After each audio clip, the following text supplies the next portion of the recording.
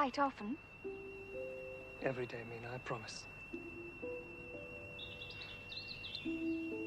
I promise to study my shorthand, so that I shall be able to do your letters when we're married.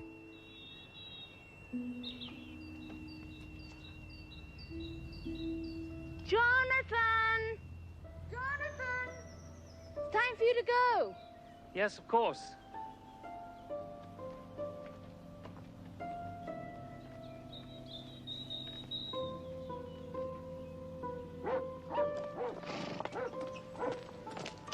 Oh, Jonathan, I do wish Bohemia wasn't so far away. Now, Lucy, you'll only upset your sister. But you don't know 2 words of the language. No, but one can tell from the Count's letters that he has a good command of English. I know you girls will laugh at your poor old mother, but I've had cook put up a few sandwiches for you, Jonathan. One never knows about food when traveling abroad. Thank you, Mrs. Westerner. That was very thoughtful of you. Well, it's time to go. Goodbye, Goodbye. Jonathan.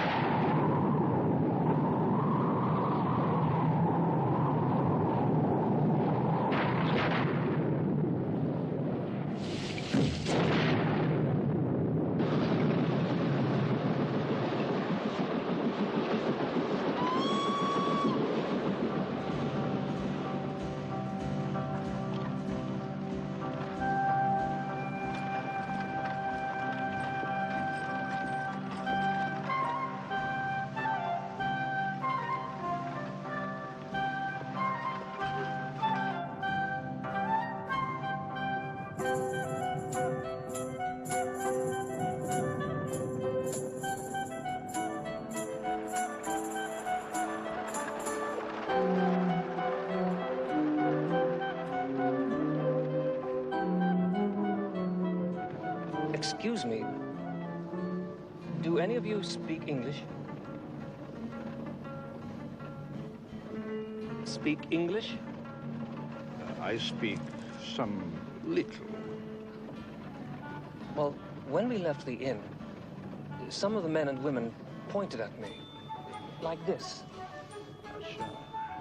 Yes. What does it signify? What does it mean? They say it is a charm against the evil eye. Why should I need the charm any more than, say, yourself? Where are you alighting? At the head of the Borgo Pass.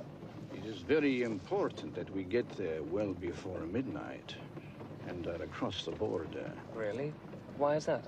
We do not know what day this is. It is the 4th of May, the eve of St. George. When the clock strikes midnight, all the evil things of the world shall take command.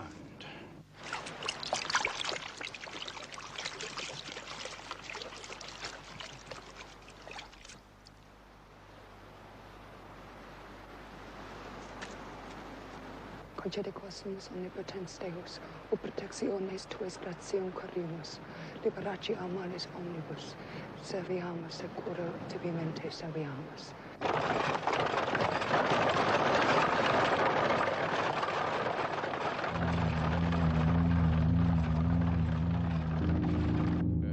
Where do you travel? From the border? I'm a solicitor, and I'm taking some documents concerning a property in England for a Count Dracula to sign. Strigoi. Terog no te duce. Not go. Not te duce. Dear lady, I have to go. Please, don't upset yourself. Nu te duce.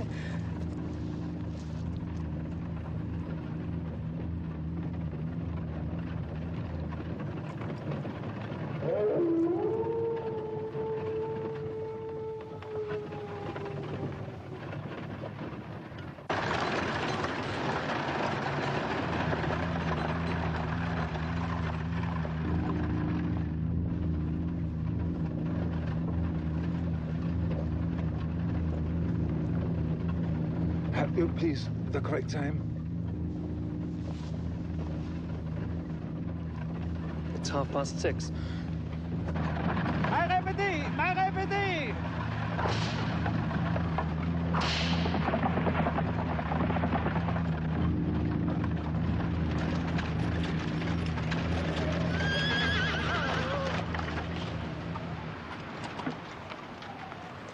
Here is Pastor Hutsar, the head of the Borgo.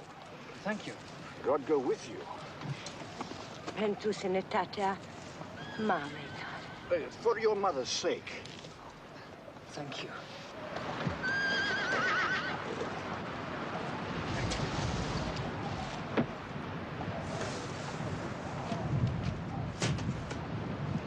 There should be a carriage waiting for me. Wait, moment, bitte. I was told there'd be a carriage waiting for me. I'm sorry, we cannot delay. We cannot. But you can't leave me here in the middle of nowhere.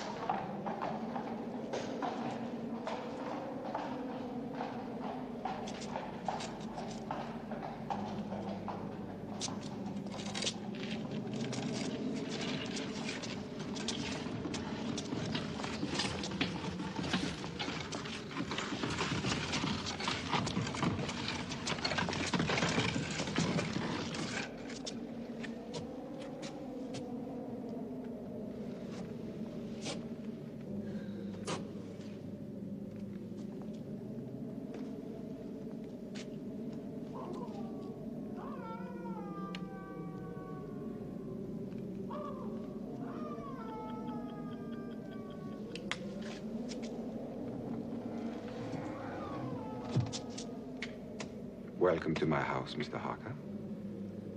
Come freely, go safely. Count Dracula?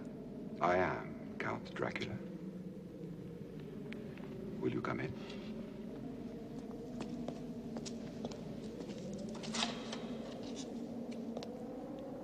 And please, leave here some of the happiness you bring. No, allow me. I insist. You are my guest. It is late, and the servants are not available at this hour. Close the door.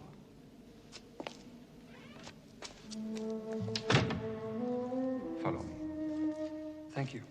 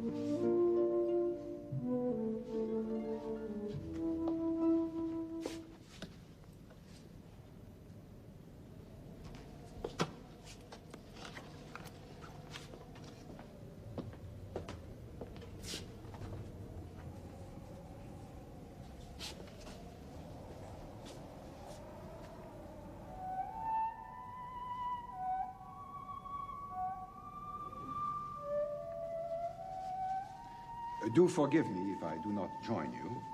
I have already dined. You will please help yourself to whatever you wish. Thank you.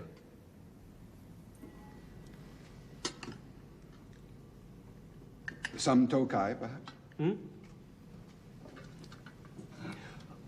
That would be very welcome.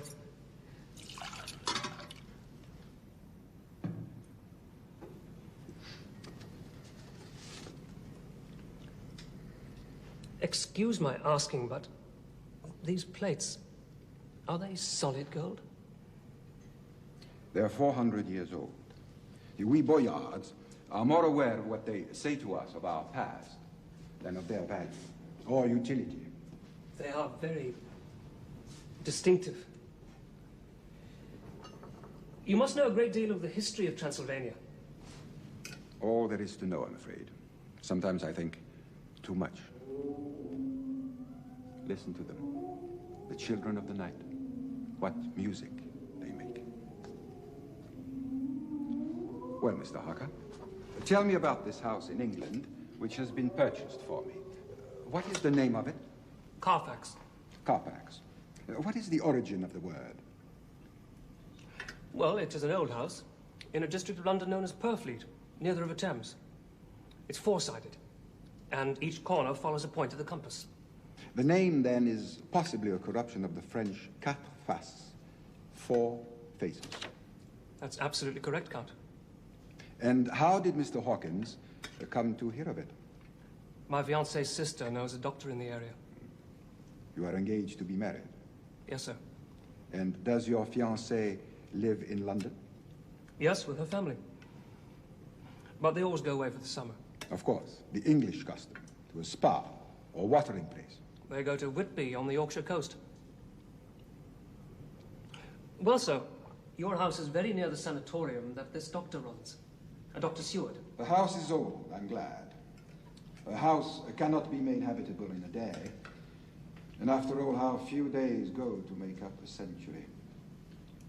Mr. Hawkins thinks highly of you. That's very kind of Mr. Hawkins. And adds, Mr. Harker shall be ready to attend on you during his stay when you will, and to take your instructions in all matters. I think you will find everything in order.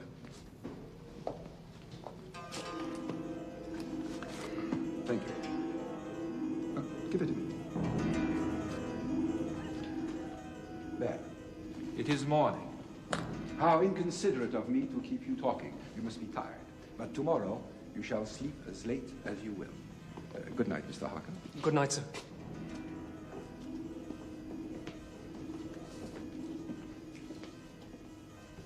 Oh, Mr. Harker?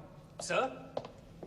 You may go anywhere you wish in the castle. However, the doors of certain rooms are locked. It stands to reason that you will not be able to enter these rooms and should not try. They have been locked for generations, and only the masters of the house have known why. Respect this tradition, please. Thank you.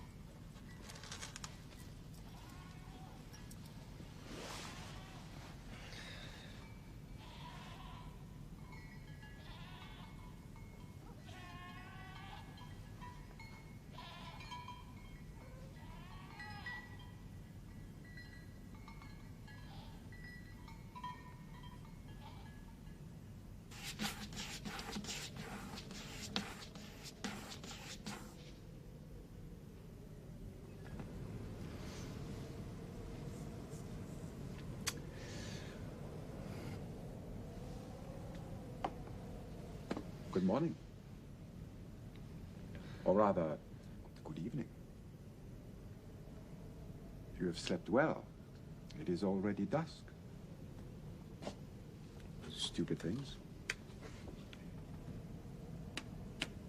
You shouldn't trust them. The trouble with mirrors is that they don't reflect quite enough, don't you think?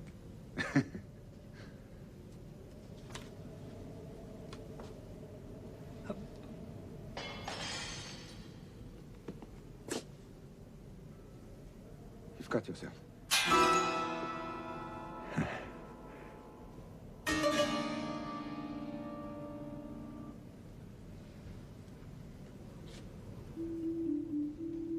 One of these two girls is your fiancée? Yes, sir. The one on the right. And the other one?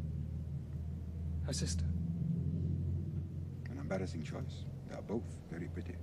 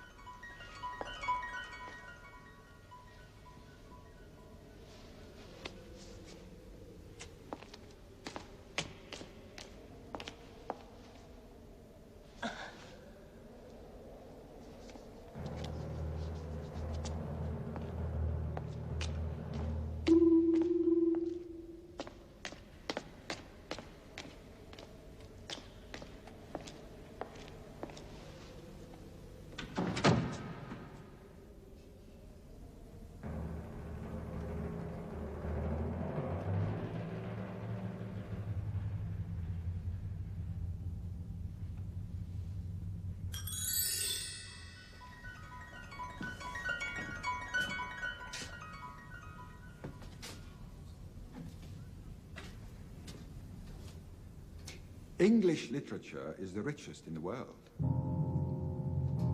But then, of course, I'm partial.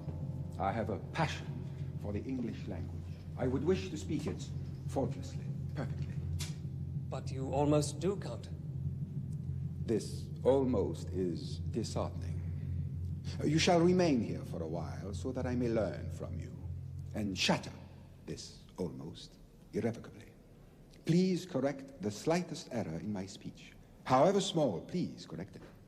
Frankly, sir, I was hoping to return to London as soon as you've signed the lease of the House of Purfleet. No, you must remain here for a month at the very least. A month?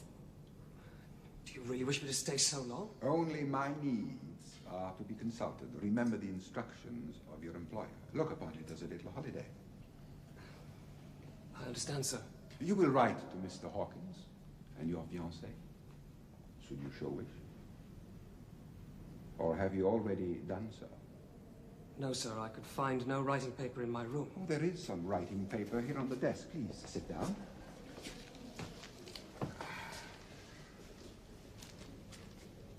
Very, very thin. The thinnest paper possible. One can almost see through it. Yes, indeed. Yes, indeed. You will forgive me, but I have many things to attend to before I set sail for England. I must go now. By the way, do not, under any circumstances, sleep in this room. Please. Very well, sir. Good. Until tomorrow, then.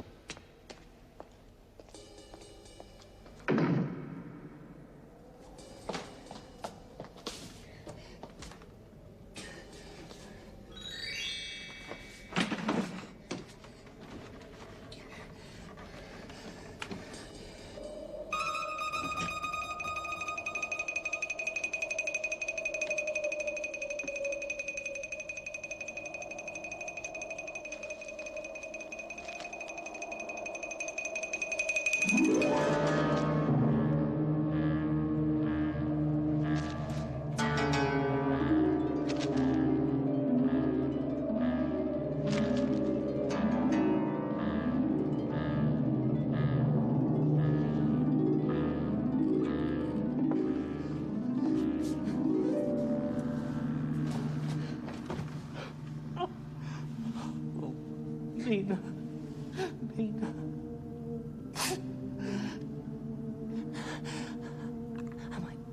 Am I going mad?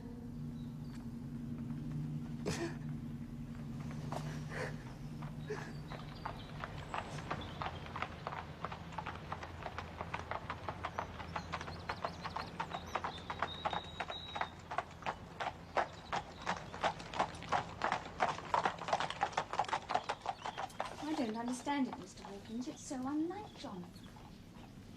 Everything is going very well. I am very well. Nothing about his journey or what happened, nothing. Much the same story in mine, my dear. And I must say, I find it very surprising that he needs to stay a month. A month? Oh, no. The Count has requested me to remain 1 month. And as it's your wish that I should do everything to accommodate him, I have naturally agreed. Oh, what are we going to do? Well, if I hear anything more, I'll certainly let you know. Oh, yes, yes, of course. Oh, we should be going to our house in Wickley for the summer at the end of the week. I'll keep in touch with you, my dear. Thank you.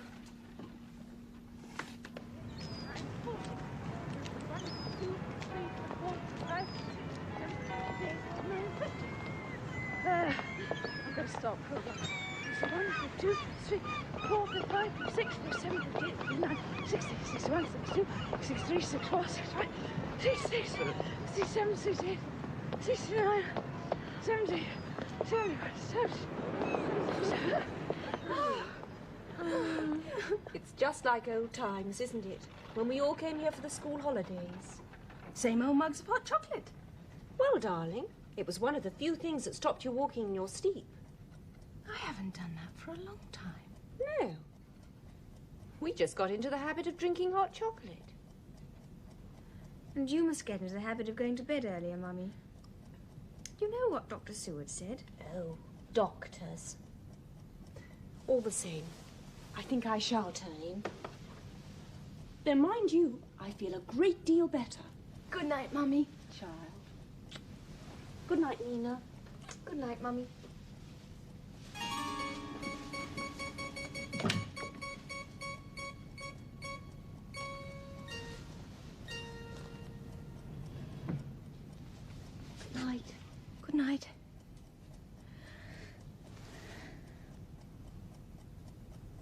really worried about Jonathan.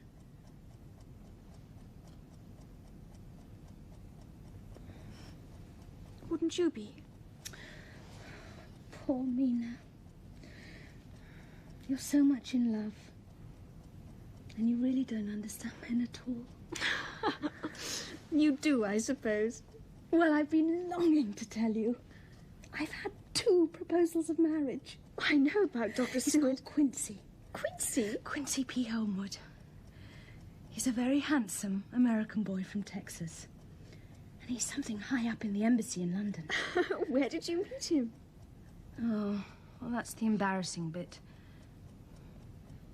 John Seward introduced us. Lucy. Which one are you going to marry? I'm really not quite sure. Oh, why can't a woman marry 2 men? Or at least as many as want her. Save all this trouble. Oh, you really are impossible.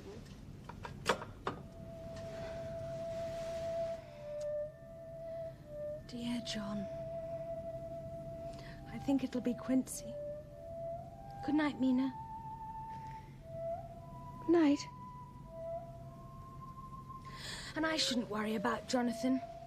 If I know anything about men, he'll be having a lovely time with that Count of his.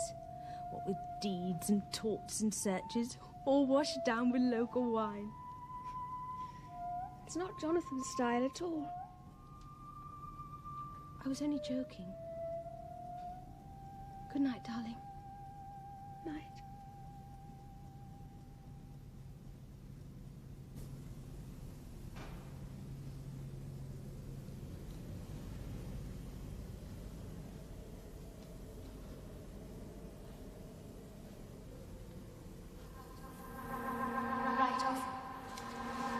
Right off. Every day, I promise.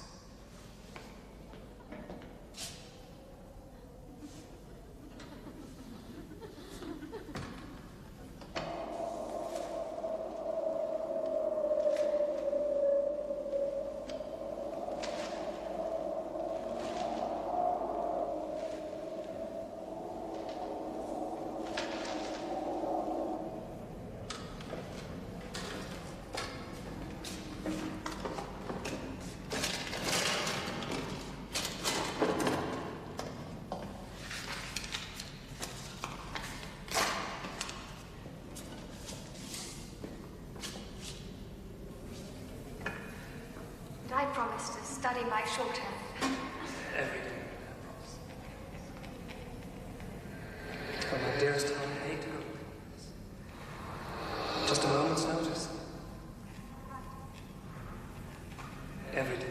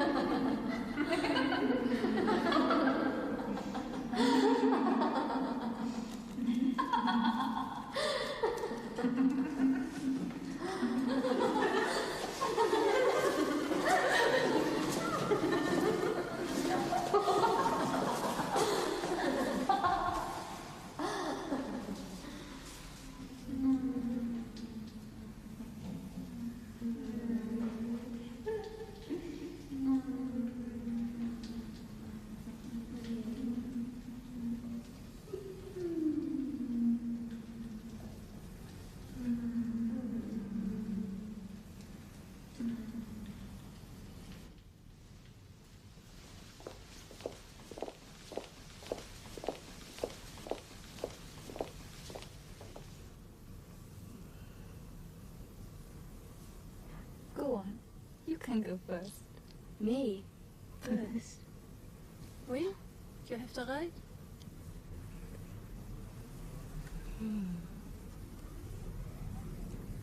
He's young and strong. When we're married.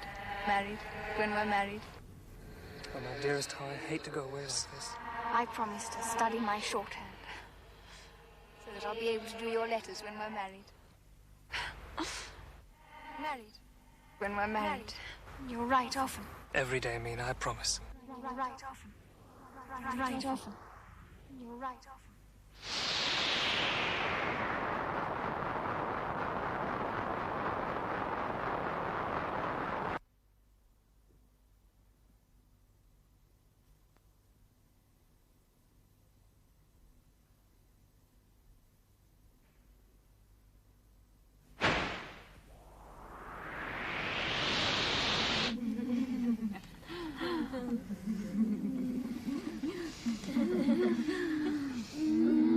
Don't touch him.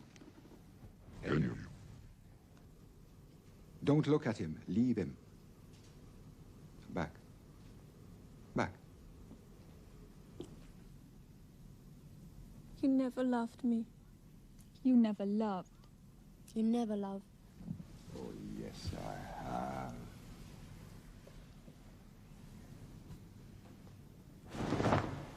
Come.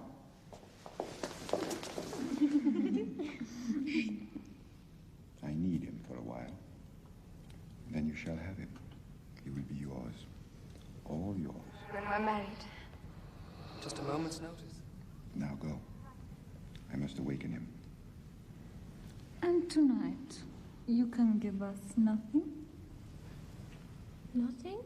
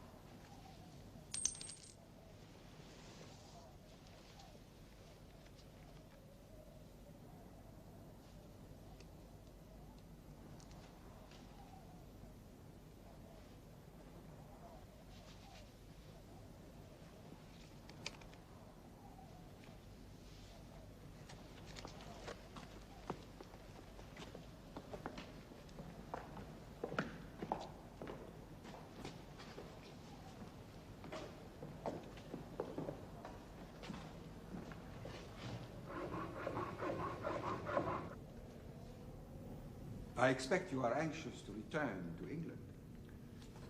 I should like to start back soon, it's true. Very well. Write a letter to your friends saying that you have already left the castle and have arrived at Bistritz, where you are awaiting the weekly express. May I ask with what object, sir? The posts are few and uncertain. Writing now will ease the minds of Mr. Hawkins and your fiancée. Count Dracula. Yes? I've been struck by a curious fact. Yes? I've not seen a single servant since I've been here. Yet my meals are served, my bed is made. Tell me, are we alone in the castle? Alone? How could one be alone in this castle? In its most remote corners, the past, the living past, is present, surrounding us. That does not answer my question, sir. I've been here for 3 weeks and have not once stepped outside the castle.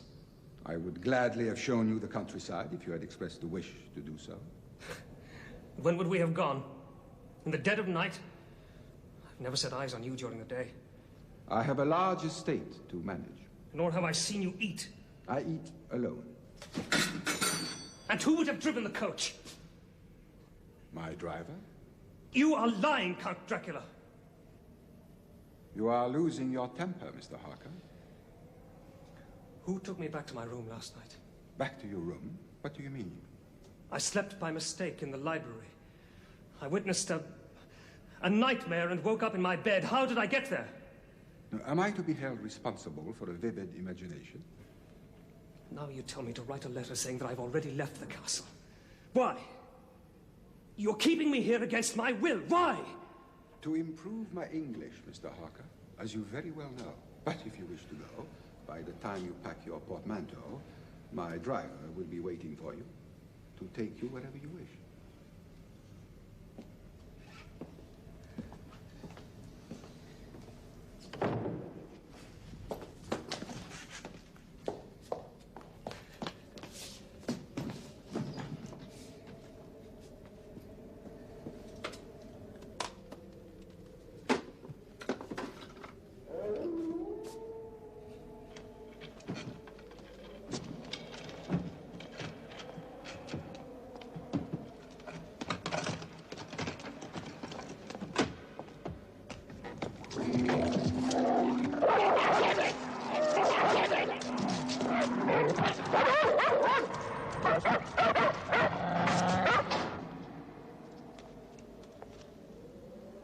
Count, you're playing cat and mouse with me.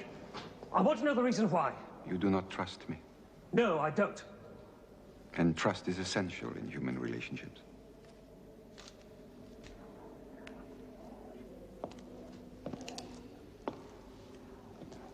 Oh, two Slovaks have given me this. It is full of strange hieroglyphics. Have a look at it. It might amuse you. And do not forget to write that letter, as I told you.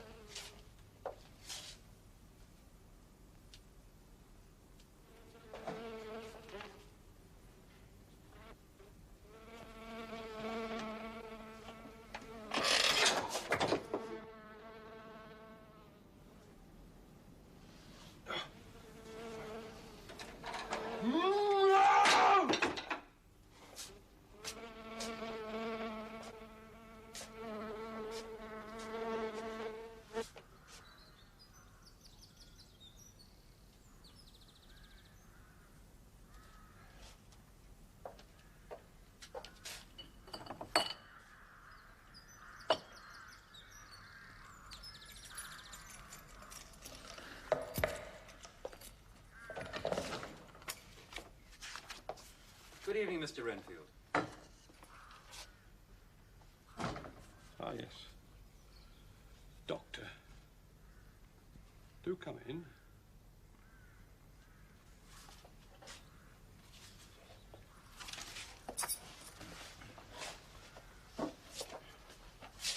See what I have here. Yes. That's a fine collection of flies. When I have sufficient, I shall start collecting spiders. To eat the flies. Exactly. But should you use so much of the food meant for you to attract insects? I shall be compensated. Well, I very much hope so.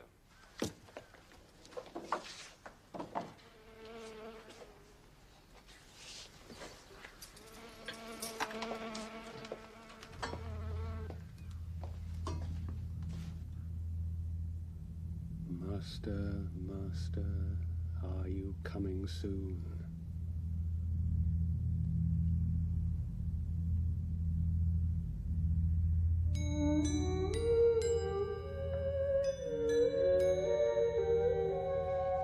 Open this door! Open this door! Open this door!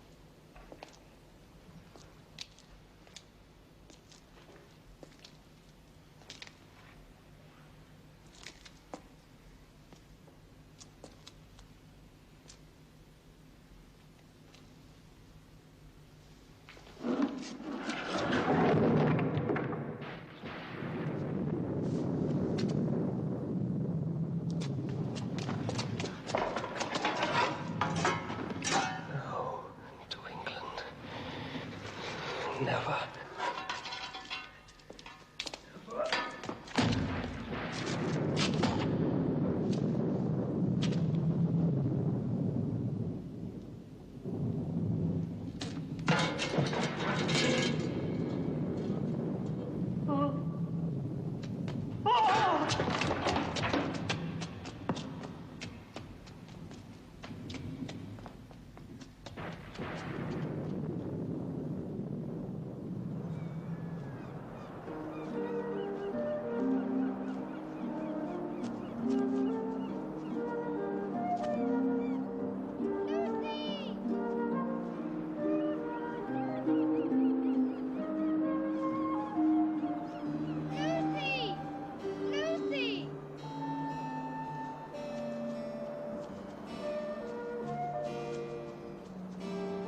We should be getting back now, Lucy.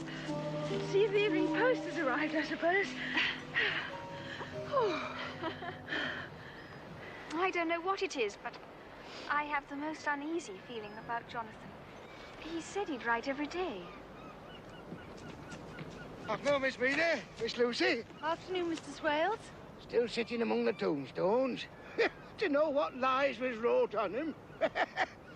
Look here. Sacred to the memory of George Cannon, falling off the cliffs of Whitby. Erected by his sorrowing mother to her dearly beloved son.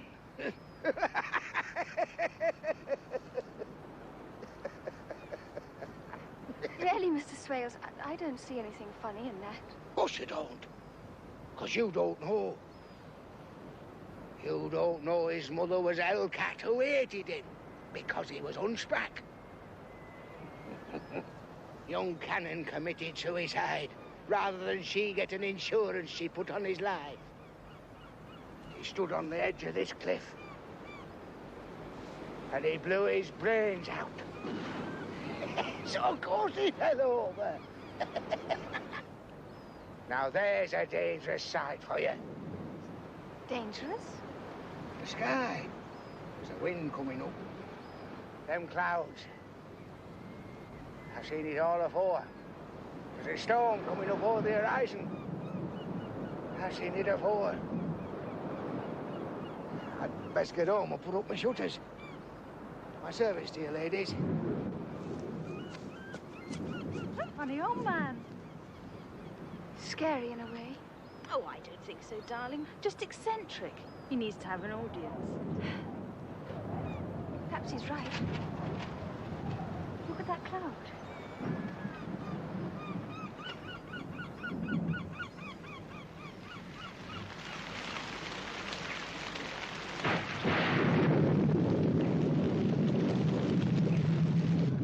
I've never seen such a storm. It's quite frightening. I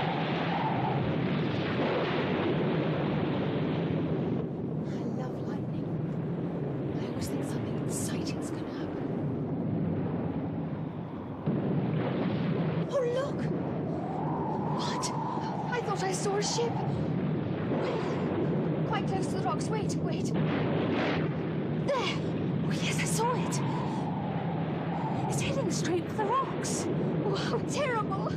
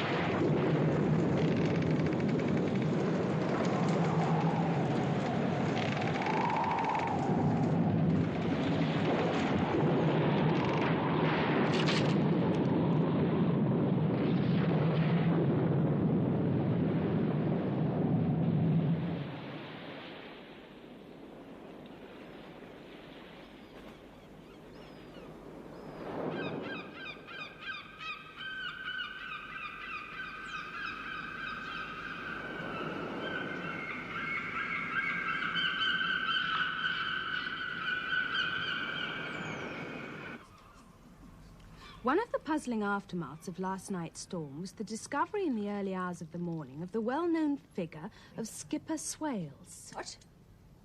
His body was lying on a gravestone underneath a bench. Oh, a bench? He'd been savaged by a dog. Oh, yeah. It is evident from the ship's logs that the crew have convinced themselves that a strange man was haunting the ship. Some took to the boats, the remainder jumped overboard. It was then that the captain lashed himself to the helm. Isn't it exciting? I think I'd call it tragic. Oh, that of course. But exciting too. And frightening. Among the ship's cargo is a number of great wooden boxes filled with mould and consigned to a Whitby solicitor who took possession of them formally this morning. And Whitby's such a quiet little place as a rule. The post! I think it's too bad of Jonathan not to write her a proper letter. I don't know what young people are coming to. But, Mummy, there may be all sorts of reasons. And letters do go astray. Particularly from abroad. Well, I can't help feeling there's something wrong. 3 for Mummy. Thank you, darling. 1 for you, Lucy. I've got 1 from Mr. Hawkins. It's from Quincy. He's coming down for the weekend. Oh, good. That'll be nice for you, dear. Mina? Just nothing, really. Mr. Hawkins has had a letter from Jonathan. What does it say? That he's on his way home and is waiting for the express at Bistritz. Well, when does he leave? June the 18th. But he should have been home weeks ago. Lucy, whatever's wrong?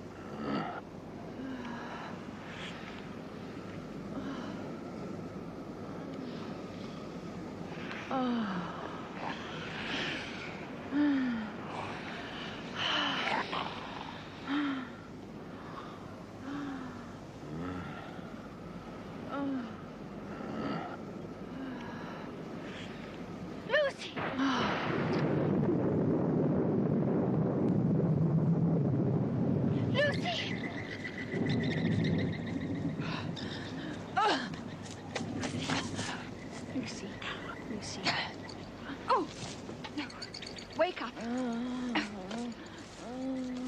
Wake up now, Lucy. Wake up.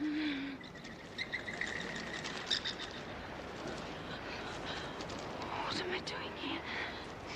You've been sleepwalking, darling. It's all right. I'm going to take you home. It's all right. Stand up. Just me fastness. Good girl.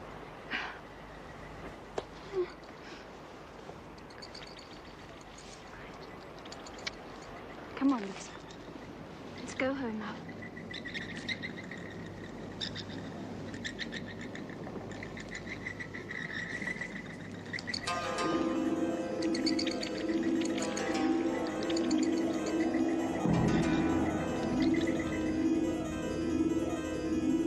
I'll soon be warm now.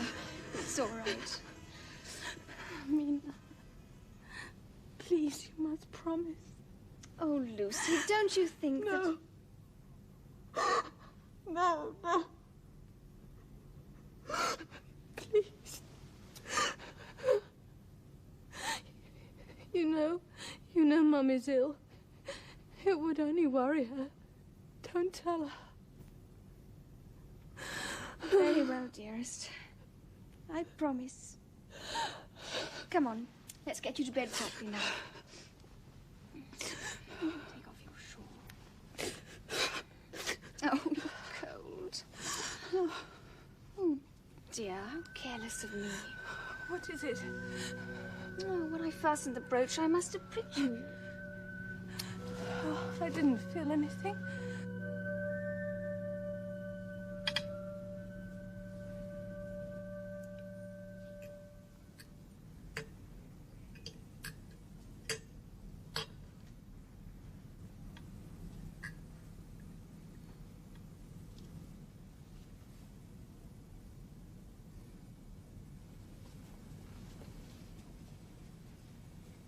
Why aren't you eating anything, darling?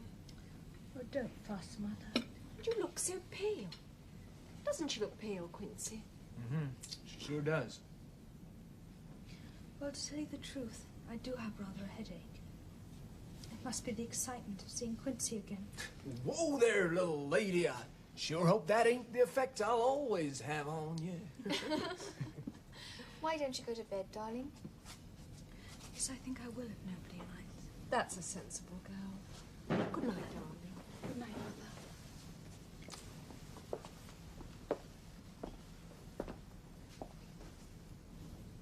Well, good night, sweetheart. I sure hope you feel better in the morning. I'm sure I will. Tomorrow, we'll go sailing. And we'll have a lovely time. Sure. Good night.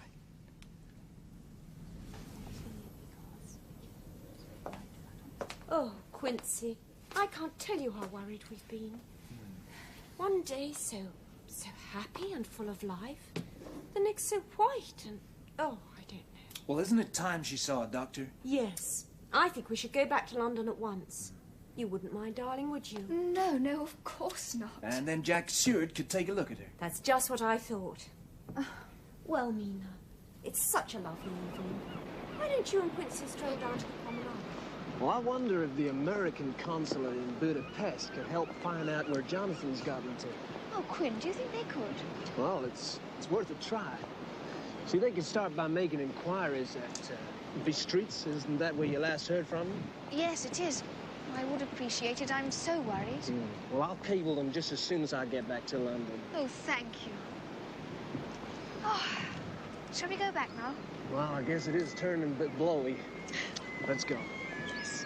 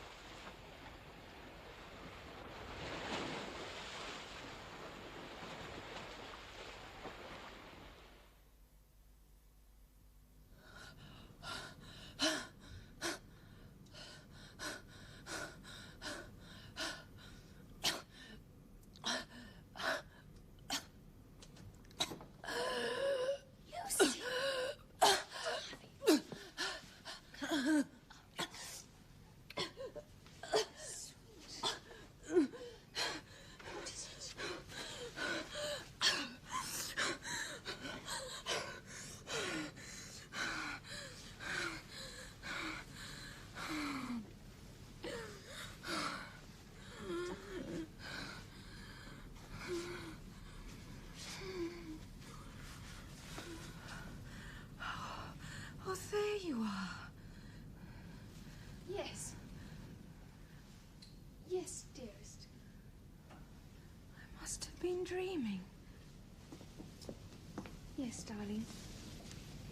Tell me about it in the morning. I shan't remember it in the morning.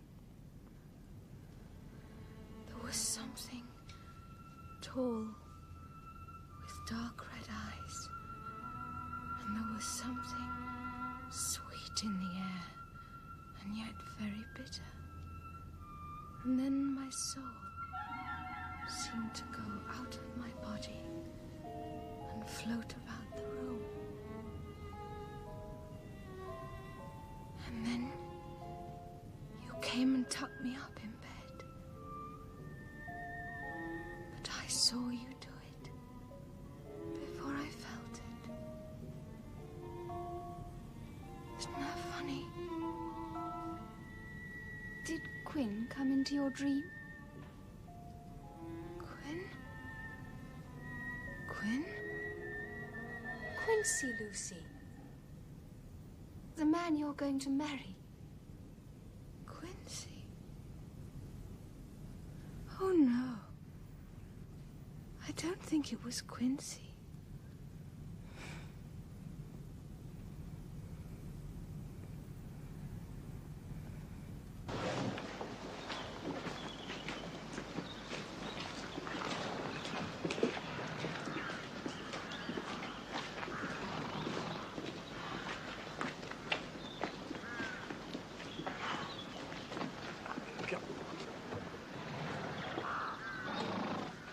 Bowles?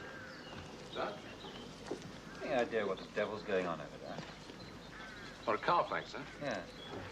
They've been in that all afternoon. It's bloody heavy, them boxes. The devil's in them. I mean, I could understand if they were moving in furniture, but these things... Didn't a foreign gentleman buy that old place, sir? The one that young Mr. Jonathan went abroad to see? Yes. I'll tell you, he was fascinated by the whole thing, sir. Oh? Renfield. Really? It's time for the afternoon run, sir. Yes, of course.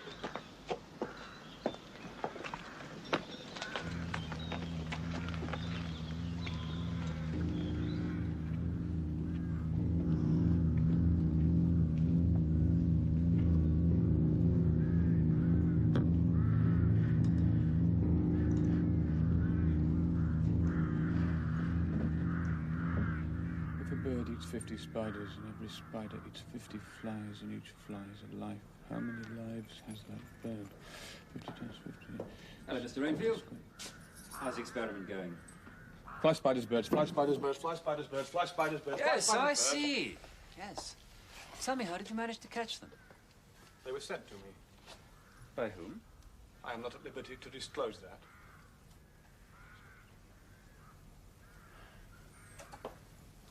Well, I see the spiders managed to get rid of most of the flies. Naturally.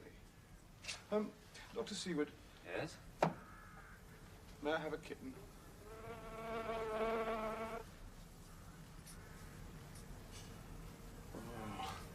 Oh, come on, man. We can't have that. Now, come on, spit it out. Come on, spit it out. Come on. Why?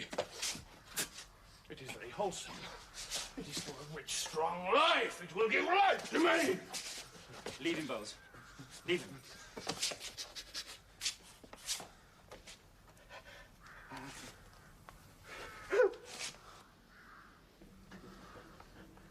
The kitten, please. Dr. Seward, please, please. Come and sit down. Sit down.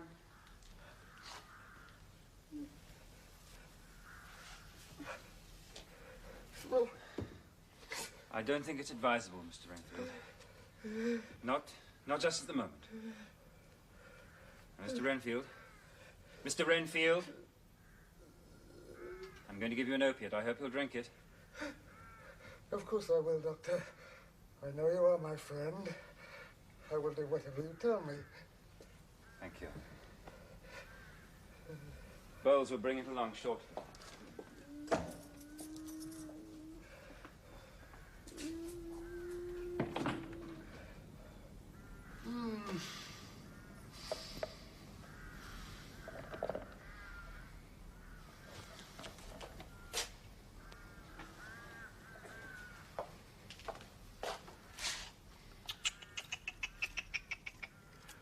Dinner time, my pretties.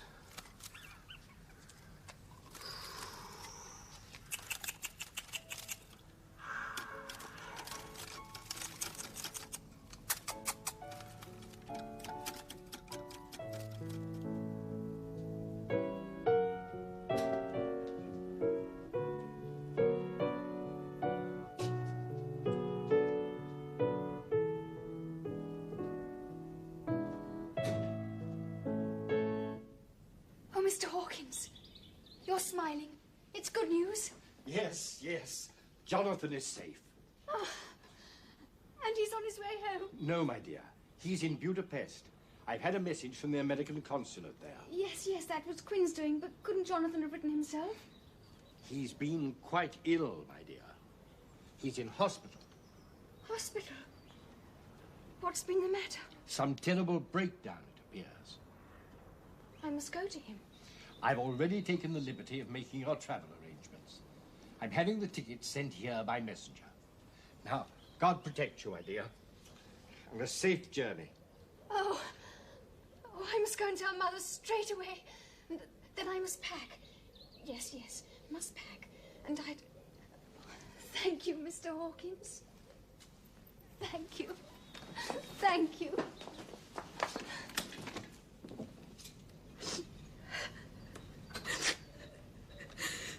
I hear that Mina's found her long-lost Jonathan. But now, nearly finished. Look up for me. Up at the ceiling. Uh-huh. Now your hand. There. All over. Quite painless. Is there anything really wrong with me, John? Not so far as I can make out. There are none of the usual symptoms of anemia. Will you tell Mother and Quincy that? They're so worried. Yes, I certainly shall. And thank you. Thank you for coming all this way. My dear Lucy.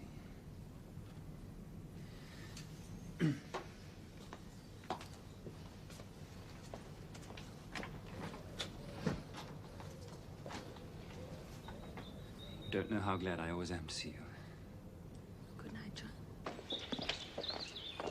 I'm going to seek a second opinion. But why, Jack? We all have complete faith in you. Oh, thank you, Quincy, but there are certain illnesses which lie outside my province. Who do you suggest?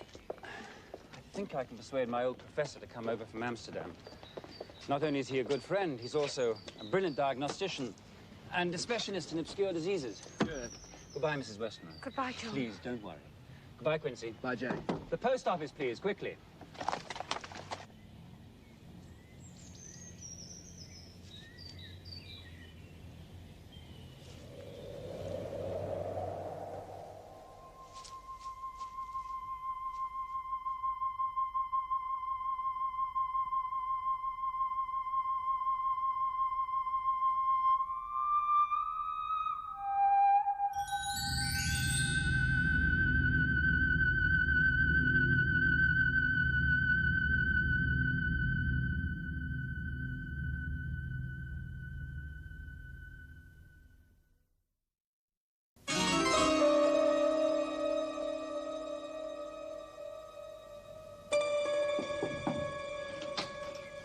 Lucy, may I present Professor Van Helsing? May I say how honored I am at meeting a young miss who is loved by so many people. Thank you. And this is Mr. Homewood. Ah, yes, the fortunate groom-to-be. Professor? It is love that makes the world go round. And like most cliches. It is true. One thing strikes me very forcibly. There are less smuts in London than when I was here last. Oh, Professor, you make me feel better already. You see? A terrible Dr. Sword. He says you're ghastly pale. How can he know anything of young ladies? Oh, you mustn't be unkind about dear John. No, you're quite right, Miss Westerner, for he is kind to give me shelter in his asylum. But you see, the young do not unburden themselves to the young. But to me, who is old, I see many sorrows. The young ladies talk.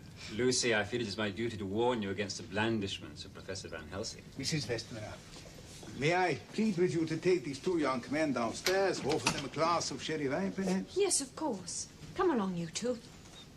Young Miss Lucy and I want to have a friendly chat, do we not? Yes, Professor. Good.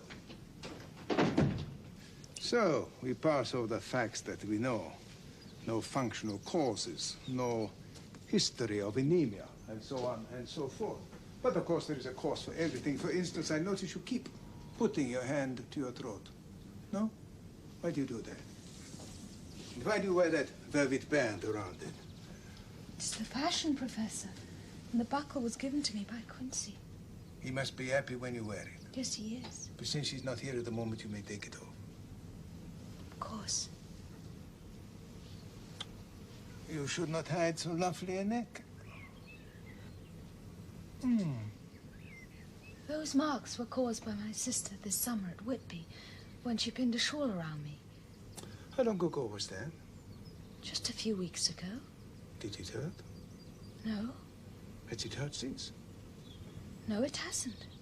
How did it come to pass that your sister was spinning a shawl around you? It was chilly. And? I was walking in my sleep. I see. Oh, well, that accounts for that. And when you sleep, do you have dreams? Oh, yes. And at the time, they frightened me. But in the morning, I can't remember anything. Do you think you could be worried about your forthcoming marriage? Oh, no. I love Quincy very much. Good. Now, one last thing. Will you allow me the liberty of examining your teeth and throat? Of course. Good. Now. Good.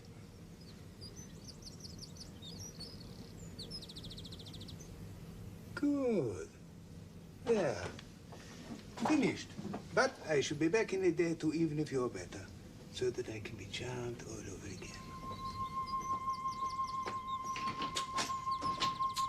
Au revoir. Au revoir, Professor.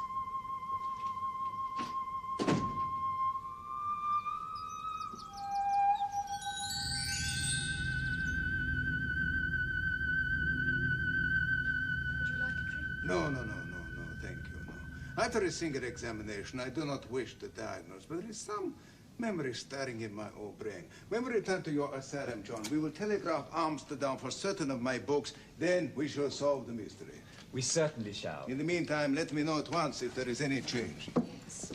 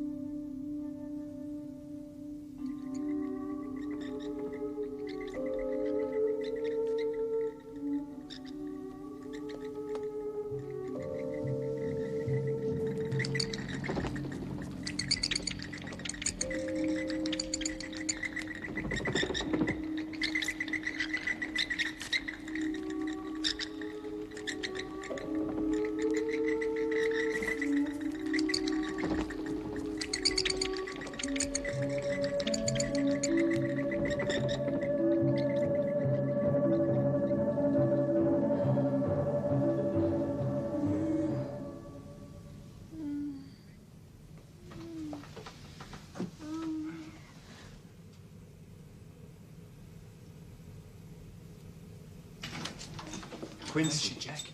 She must have a transfusion of blood. Oh, then I shall give it. I'd give the last drop of my blood for Lucy. I do not ask as much as that, but yes, let us prepare. Cut off, sleeve roll down. Now, little lady, here is your medicine. See, I lift you so that you may swallow easy. Come now. Drink up like a good child.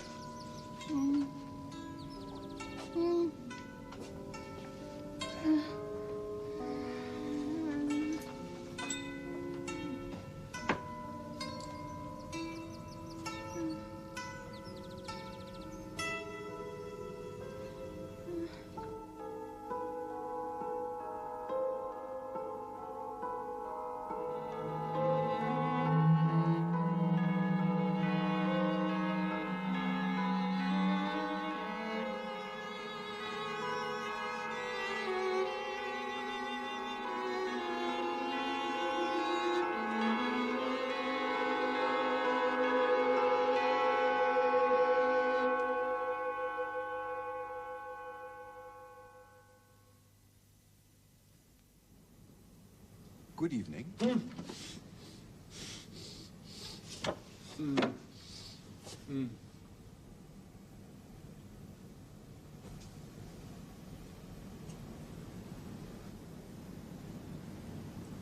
Master.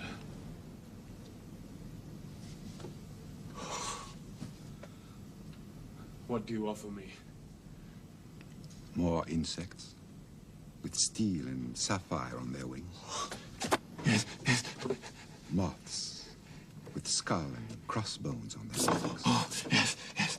Blood. Blood. Yes. Life. Years of life. Yes, yes. Lord and Master, give me eternal life. Ooh. Ooh.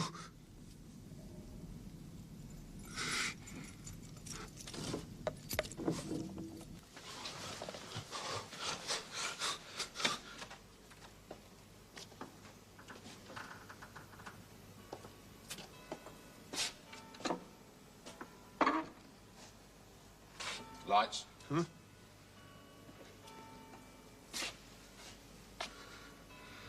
Where's the doctor? Well, he's not here tonight.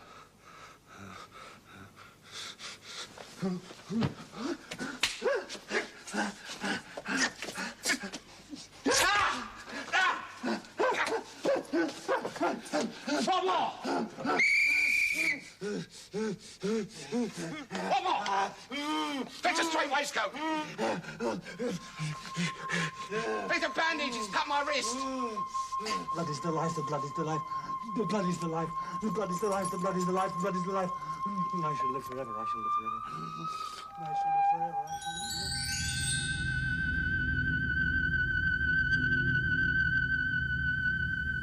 Yes, I agree. Using Garrick seems like nonsense, but I sense something evil, and I must try everything to combat it. Evil will not disappear simply because we disapprove of it. But what is the evil? I believe there is a monster in our midst. Who it is, or where it comes from, or what form it takes, I know not. But of one thing I am certain, we must find out. Even then, heaven knows if we are in time to stop it. Now, these are for you, Miss Lucy. For me? Yes, but they are not for you to play with. They are medicine. Oh, do I have to eat them? Oh, no. Do not make a face. They're not for you to take any decoction. This pretty little necklace, for instance, is for you to wear around your neck to help you to sleep. Like the lotus flower. It will make your troubles forgotten. Bertha, you must be putting a joke on me. These flowers are nothing but common garlic. I do not joke. There is purpose in all I do, and I must warn you, do not thwart me. Take care for the sake of others, if not for yourself. I'm sorry. Oh, my dear little Miss Lucy, please forgive me. There may be much virtue in so common a flower. Now, good, John. Now we take some more.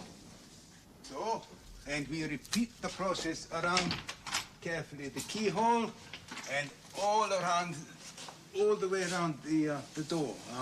Jam. Jam, really? Very well, the jam of the door. Right, so. Is it? Is it what, Miss Lucy? Is it some sort of spell? A spell, yes, perhaps. Perhaps it is no more than that. Oh, and take care not to disturb your pretty little necklace, eh? And even if the room feels very close, do not on any account open the window or the door once you have finally retired for the night. You understand? Promise. Good. Have you finished, John? I think so. Good. Under here? Oh, no. I don't think we should say anything to Lucy's mother about what we've been doing. It'll only make her more anxious. I agree. To any questions, answer doctor's orders. Very well. So, tonight we can sleep in peace, and tomorrow young John and I will come to see if my spell has worked. Good night. Good night, Lucy. Don't leave me. My dear, it'll be all right.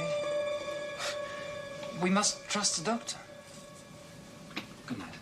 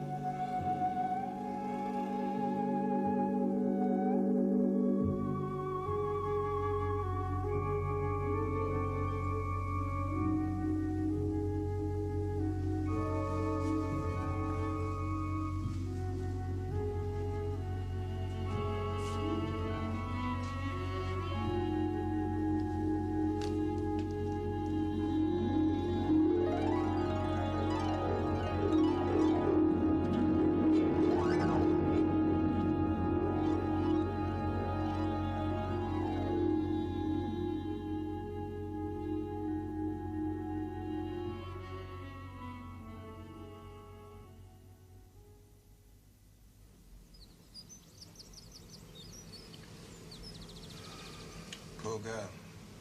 The struggle is proving too much for her. Yes. I wish she hadn't insisted on going to the funeral. It upset her. What could have happened that made Mrs. Westmore die of shock? We shall probably never know. John, look. What? The throat.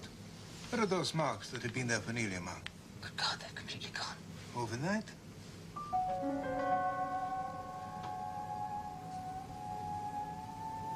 She's dying. Go and fetch Quincy. Yes. Yes, of course.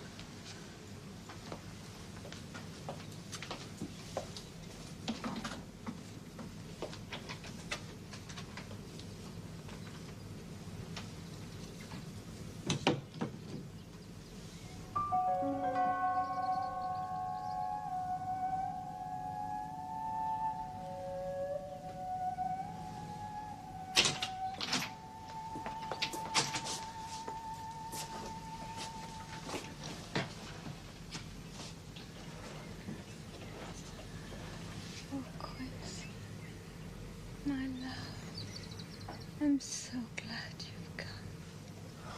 No, no, no. Hold her by the hand. It will comfort her more. I've been to see the house again, sweetheart. It's gonna be all ready to move into right after our honeymoon.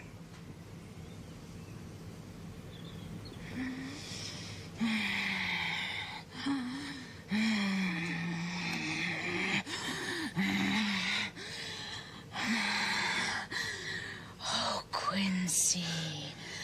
Oh, Quincy, my love. I'm so glad you've come. Kiss me. Not on your life! What the hell, Quincy?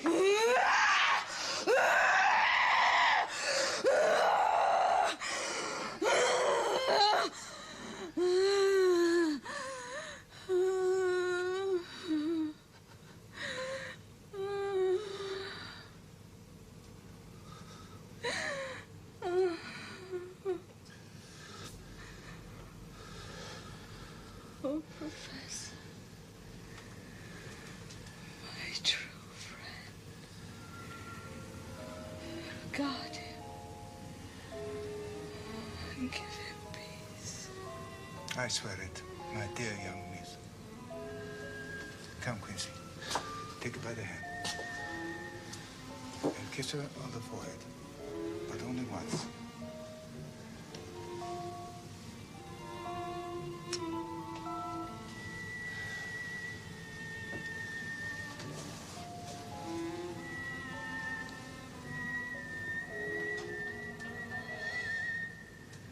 It is over. She's dead.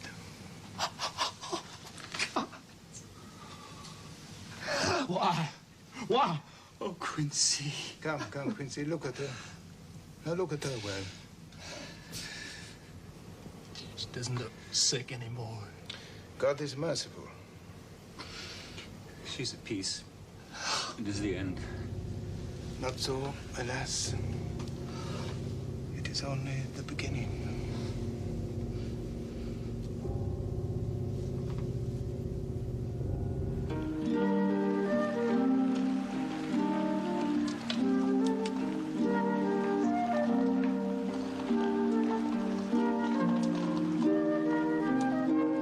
Isn't it wonderful to be home again, my dearest?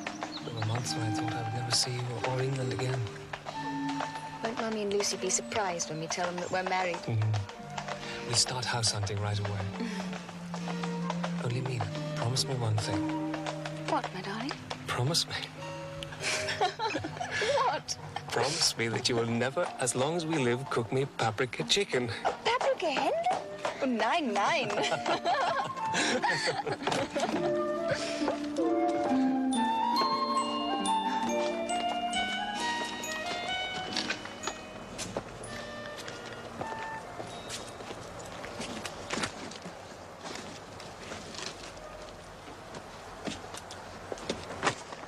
Now, my good man, what do I owe you?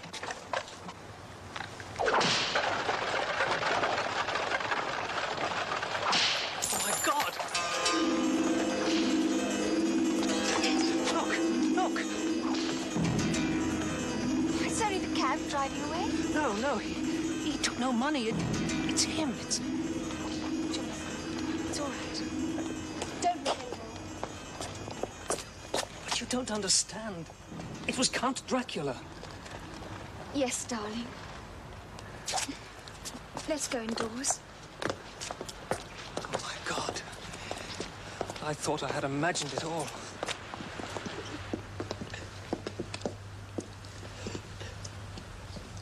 There was just no way of letting you know how ill she'd become.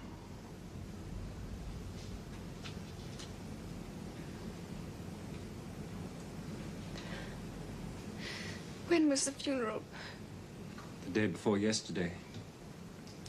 Such a terrible homecoming, my dear young people. You must believe we did everything we could.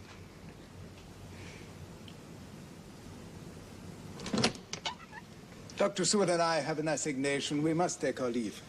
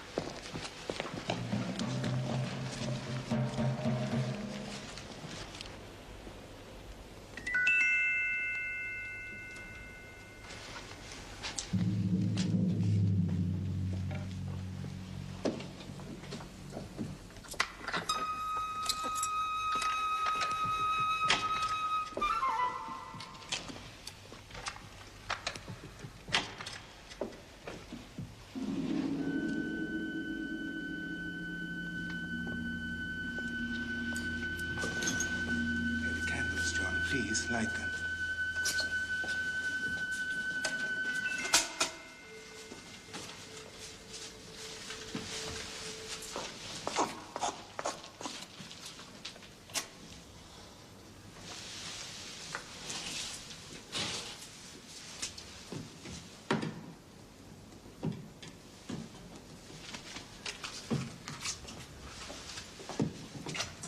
What are you doing? As you see, cut off her head. What? Mutilate her body? Why? It's monstrous. Friend John, I know you loved her, but there are certain things of which you have little knowledge. I do nothing without good cause.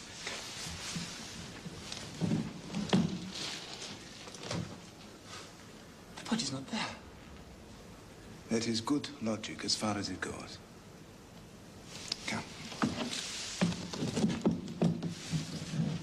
Now, I will tell you what I believe, and then we must speak with Quincy.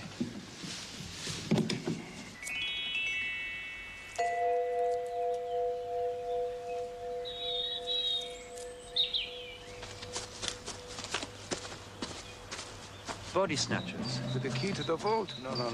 Try again, young friend. John, look. Good Lord.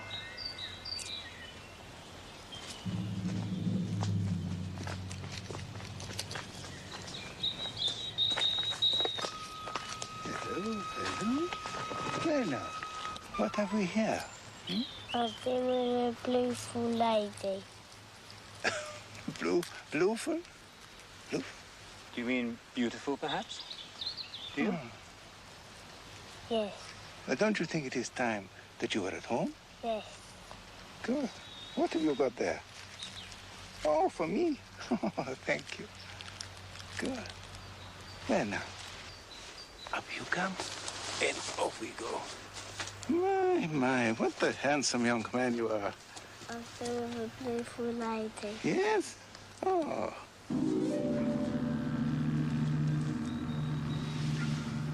My God.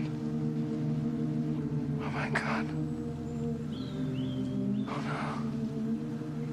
Oh, no. Not so soon. First, I must ask you, are you willing to believe what John Stewart and myself have told you? I'm sorry, Professor. I reckon I find it impossible. The wounds on the throat of that child, do they suggest nothing to you concerning the death of Miss Lucy? Are you saying that those small holes in the child's throat were made in the same way as Lucy's? Alas, no, I am not. Well, what in Pete's name are you saying? They were made by Miss Lucy. You're insane. She has already joined the ranks of the undead. The undead? The Nosferatu. The walking dead. Those who cannot die, who are cursed with immortality, who must go on age after age, adding new victims, multiplying the evils of the world. You see, Quincy, she became the prey of a vampire. She is now a vampire herself. And now, I must tell you the terrible thing I propose to do. Okay. No, please, you take this. Okay, Professor. Let's...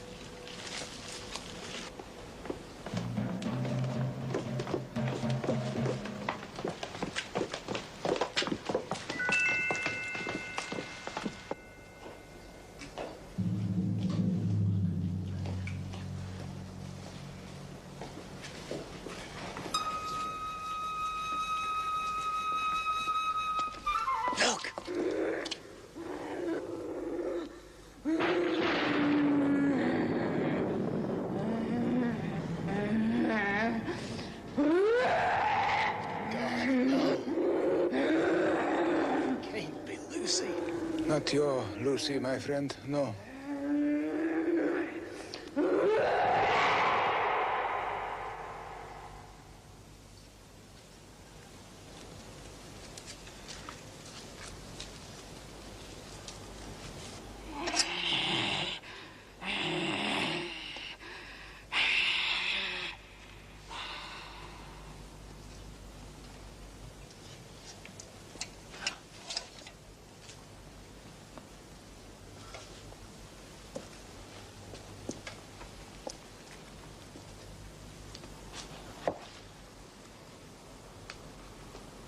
Come to me, Quincy. Come, my love. Leave these others, and we can rest together for eternity. No!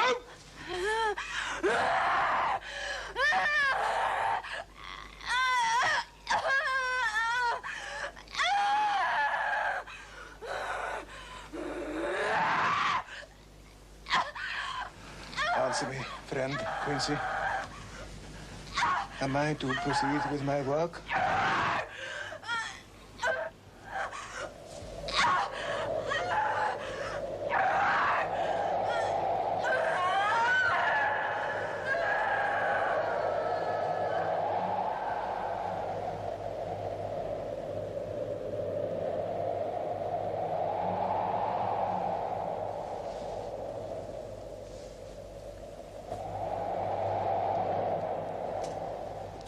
It is dawn. We can begin our work. John, the bags.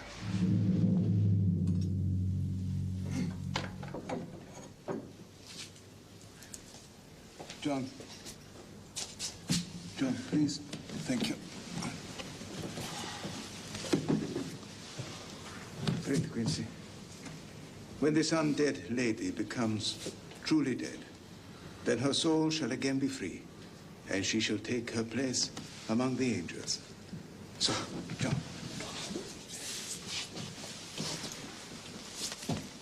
Thank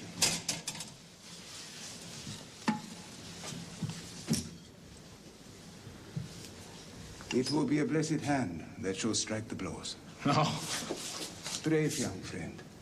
A moment's courage, and it is done. So, place the point over the heart. So, take the stake in your left hand. Take the hammer in your right hand. And when I begin to read the prayer for the dead, strike in God's name, so that the undead shall pass away.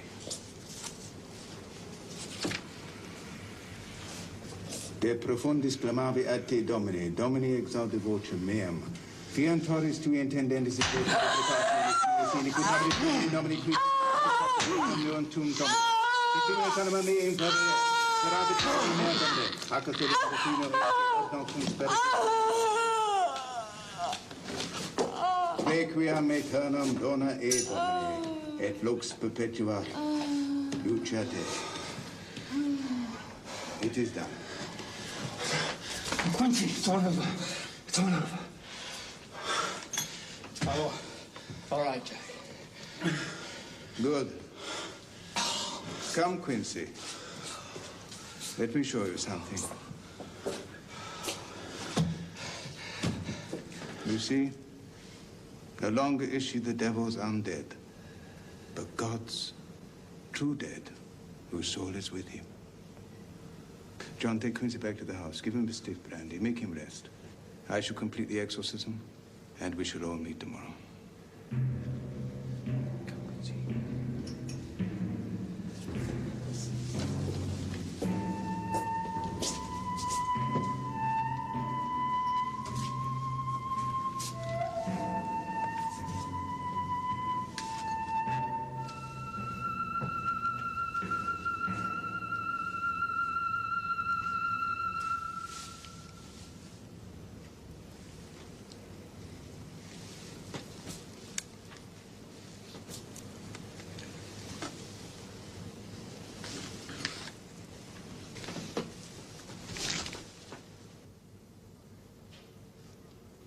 So there is no doubt in any of our minds that Mr. Jonathan's journal and Madam Mina's account of our summer days in Whitby prove that Count Dracula is a vampire and in this country. No doubt at all. Good. Your journey to Whitby, was it rewarding? I think so. I spoke to the harbour master and a local solicitor. 50 boxes of earth were brought ashore from the wreck and delivered to Carfax. I don't grasp the significance of these boxes or the earth. It is only on earth that has once been consecrated, once been, hallowed?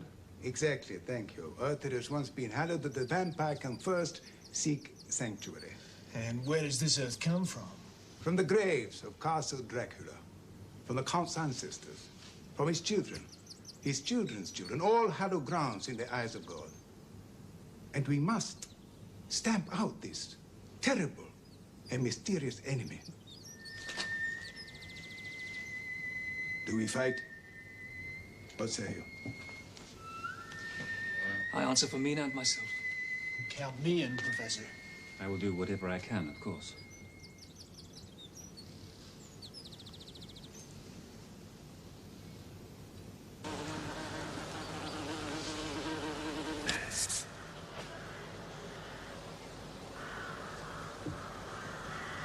Little fly, thy summer's play my thoughtless hand hath brushed away. Am not I a fly like thee? Art not thou a man like me? For I dance and drink and sing till some blind hand shall brush my wing. Mr. Renfield? Mr. Renfield, I'd like to introduce you to Mrs. Harker. Good evening. How do you do? You're the doctor, you're the lady. I myself am an instance of a man who once held a strange belief. Indeed, Mr. Renfield. What was that? I used to fancy that by consuming a multitude of living things, I could prolong life indefinitely. Isn't that so, Doctor? That is so, Mr. Renfield. And you no longer hold that belief?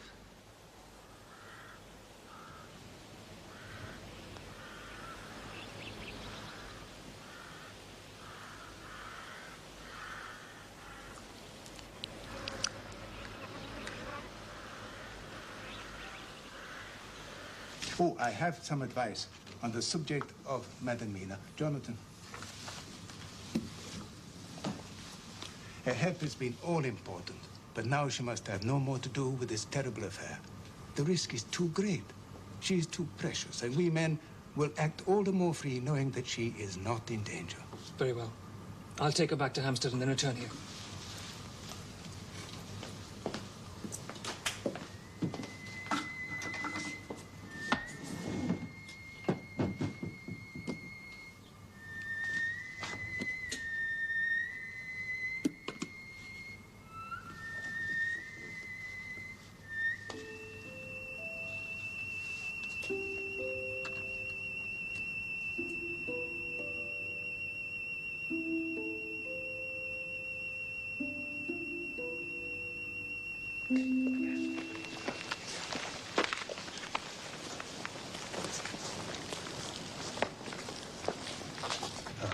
Produce the skeleton keys. Operate on this lock.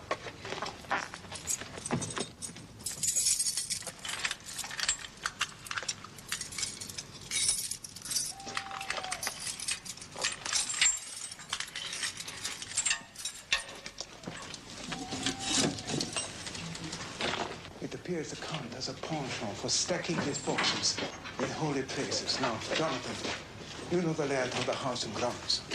Is there a chapel? Yes, there is. Good. They lead us to it.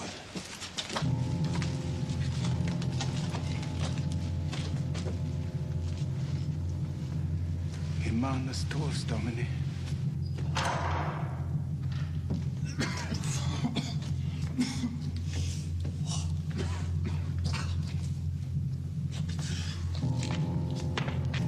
God in heaven. Stench.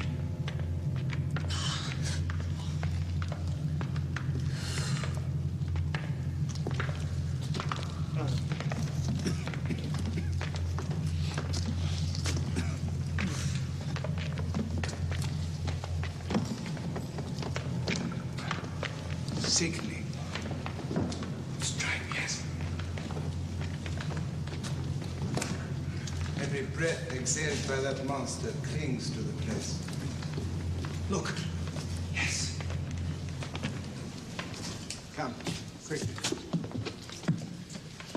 We will open the boxes one by one, and I will sterilize the earth. How, Professor? With this consecrated host, I have permission. With particles of the host, I shall sterilize the boxes, sanctify them, so that never more can he lie in them. Come, Quincy, open the bag. Right. Get to work, quickly.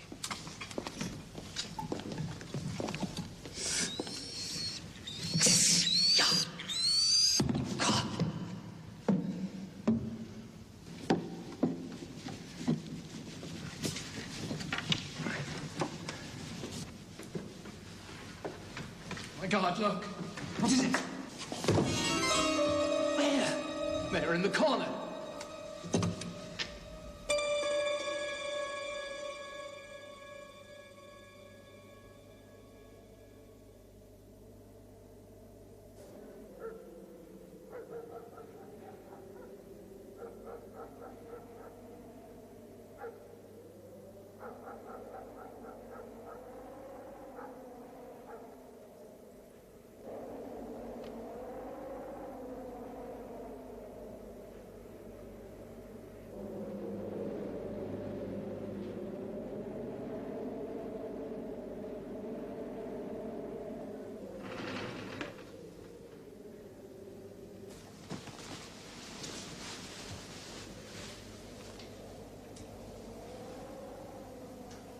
Jonathan?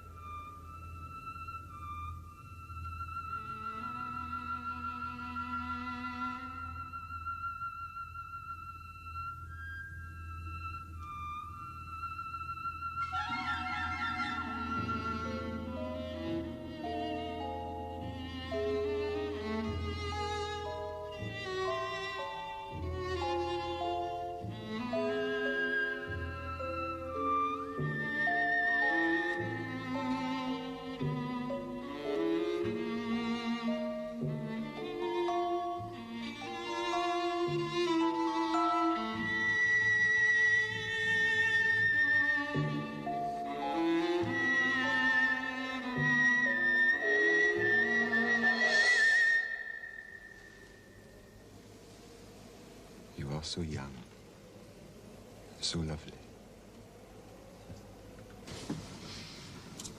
So, after our visit last night to the Carfax house, at least we know that 29 boxes out of the 50 have been sanctified and rendered harmless. The Count can no longer find refuge there. But where are the 21 boxes that have been removed? I'm sorry I'm late. Poor Mina's not feeling very well. I told her to stay in bed for a while. Oh, John, Mina's very anxious to speak with your patient Renfield again. She thinks there might be some kind of a link between him and the Count, and that he may talk to her openly. What do you think, Professor? I don't know. I don't know. It might work. It might help. Oh, thank you. Well, she felt the evening might be the most rewarding time. Very well, I'll arrange it. Oh, good. Say, listen, everybody. I've got in touch with Carter Patterson now. They tell me they picked up those 21 boxes from Carfax and delivered them to an address in Mayfair. That's 21A Chesterfield Close. Mayfair. Well done, young Quincy. Well done. That should be our next port of call. And now, how about a nice cup of cocoa? Thank you, Professor.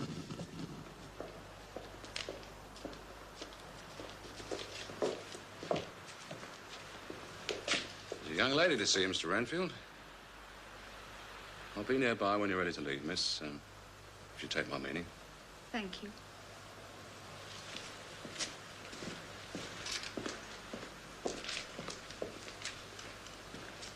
Good evening, Mr. Renfield. Who are you? I'm Mrs. Harker. We spoke yesterday. Where? In the garden. I was with Dr. Seward.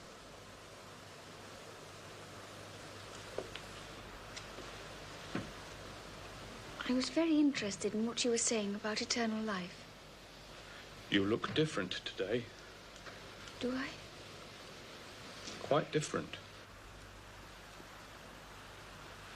Tell me, then, more about your theories, flies and spiders and so on.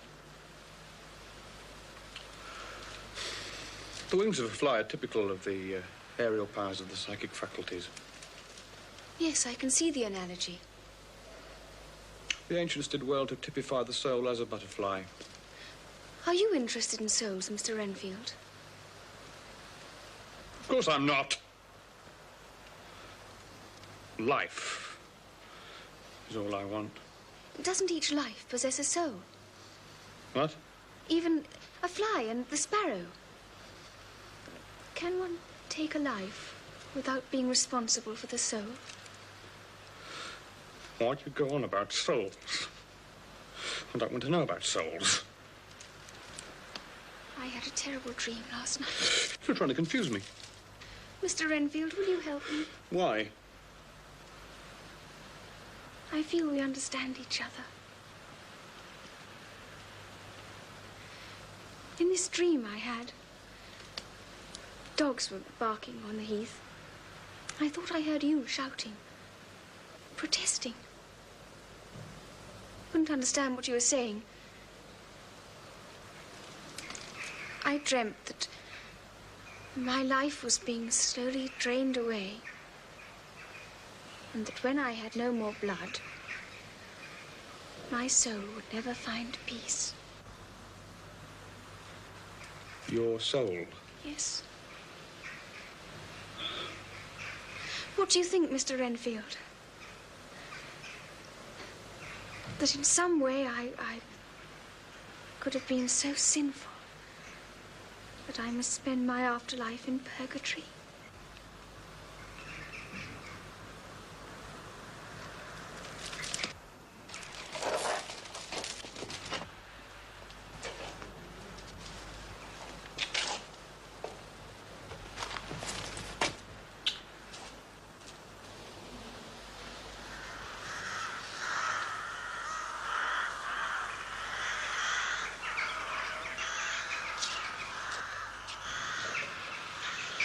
I pray God I may never see your sweet face again. May he bless you and keep you.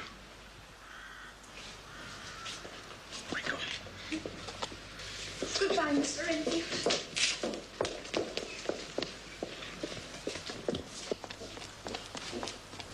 Seward. Thank you, Bowles. Dr. Seward. Dr. Seward. You must let me go at once from here. Go, Mr. Renfield. But why? Now. This very hour. Let them take me in a straight waistcoat. Manacled. Leg ironed. Even to prison. And let me go. Is there something Mrs. Harker said that's upset you? If I were free, I shouldn't hesitate a moment to tell you, but I'm not my own master. So let me go, let me go, let me go, let me go, let me go, let me go, let me go, let me go, let me go, let me go. I'm afraid we shall have to wait until the morning to discuss it.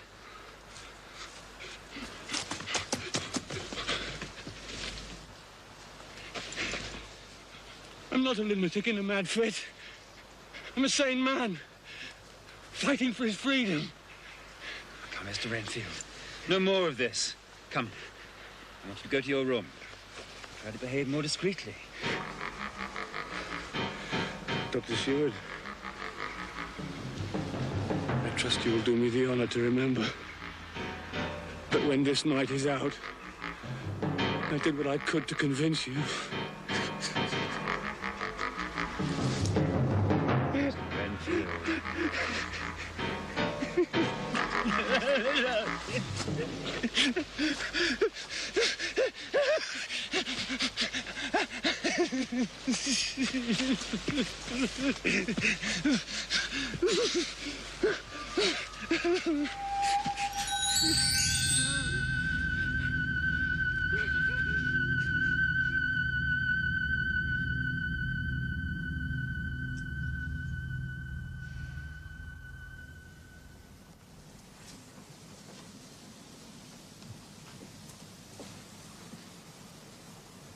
I could have been so sinful that I must spend my afterlife in purgatory. Why did you refuse what I have sent you? I do not want you here. Why? If thought is life, and strength and breath, and the want of thought is death, then am I a happy fly, if I live or if I die. You should be overjoyed by what I have sent you. You've sent me nothing. Look at me. Look at me. Look at me. I have sent you a human being, a living person. She's initiated. Take from her and give to her. The two of you will live forever. God give me strength.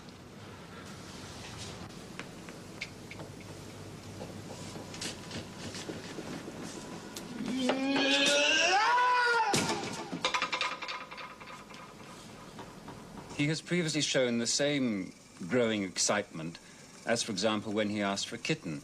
This excitement...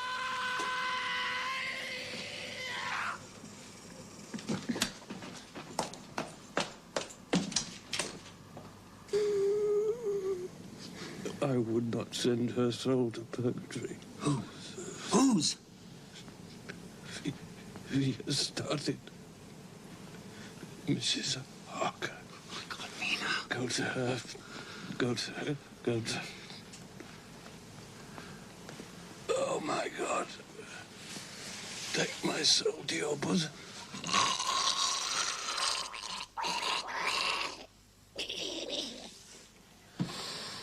Bowles, get my carriage. Quickly.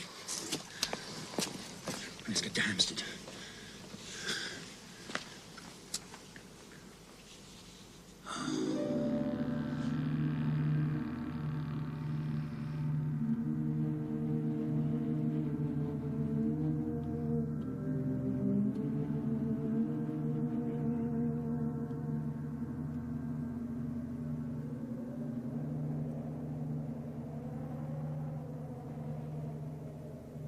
Jonathan.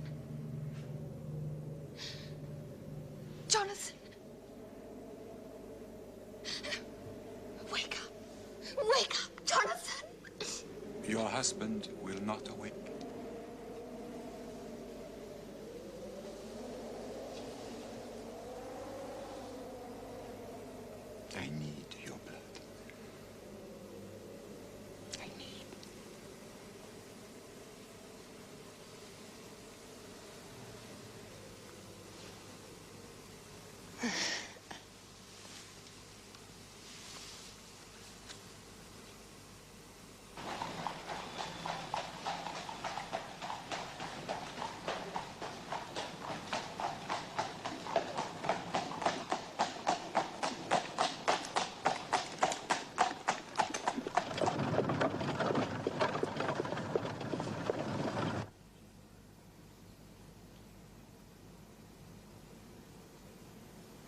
please, please, do not help these men to fight against me. They're superstitious fools. They've been losing for 2,000 years. Do you know the significance of the kiss?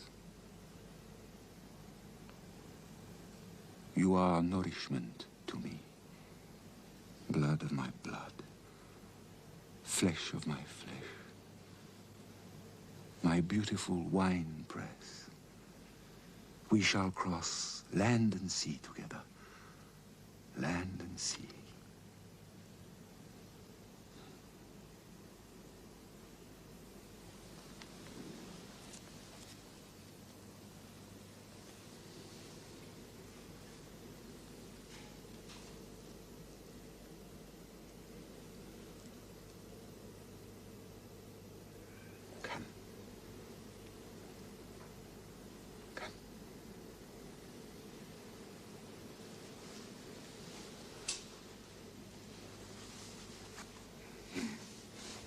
Take from me. Take. Drink. Drink. Drink. Life. Life. Drink. Drink. Drink. Drink.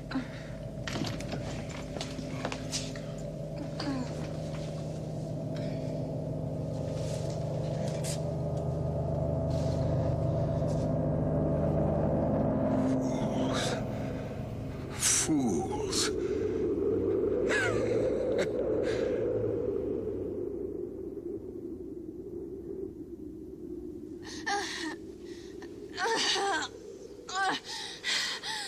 What's the matter? Jonathan! No! I'm clean. What's happened? I'm clean. Professor, what are you doing in here? John! The Count has been here. Why didn't you wake me? I tried. Mina, that blood. Yes. No, don't touch me. I mustn't touch you. I mustn't kiss you. Madamina, Madamina, have no fear. God will protect you. And we shall now invoke his help by touching your forehead with the Holy Eucharist. In nomine Patris, et Filii, et Spiritus Sancti.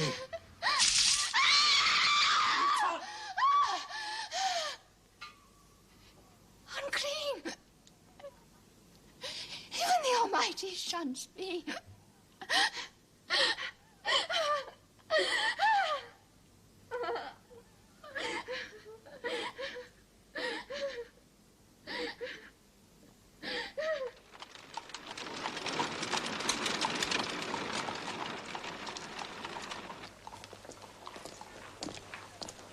Professor? Thank you. My books tell me that he was an extraordinary man. Soldier, cunning statesman. No branch of study was too difficult for him. And the power of his brain has survived his death. In nomine Patri, et Filii, et Spiritus Sancti. Amen. But he shall not escape. We shall corner him, and we shall drive the stake through his heart. I pray God that I may do the deed. God will act in his own way, and in his own time.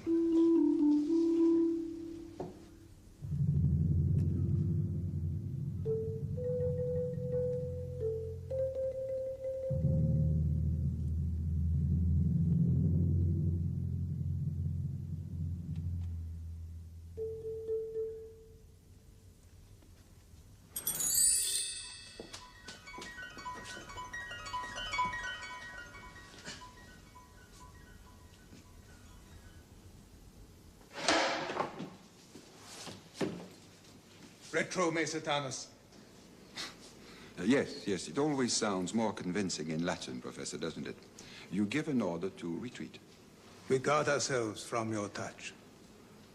using a cross as a talisman, an instrument of torture and humiliation. A symbol of trouble and trial by which our Christian faith is tested. You seek to destroy me. Why? Because of what you are and what you've done. We must survive, all of us. The blood of a human for me, a cooked bird for you. Where is the difference? The difference between good and evil. I am bound to this earth. I make it my domain. You will die in a miserable, allotted span. I have centuries before me. Why in God's name did you ever leave your castle? We must recruit disciples, just as your leader has done. You shall not capture any more souls. Souls? There is no blood to drink from souls, if there be such things. We are pledged to rid the world of you. It will not be easy. I do not die like the bee when I sting once. I become stronger. Vampires are nourishment to one another. Beautiful, fundamental nourishment. And your wife, Mr. Harker, is mine already.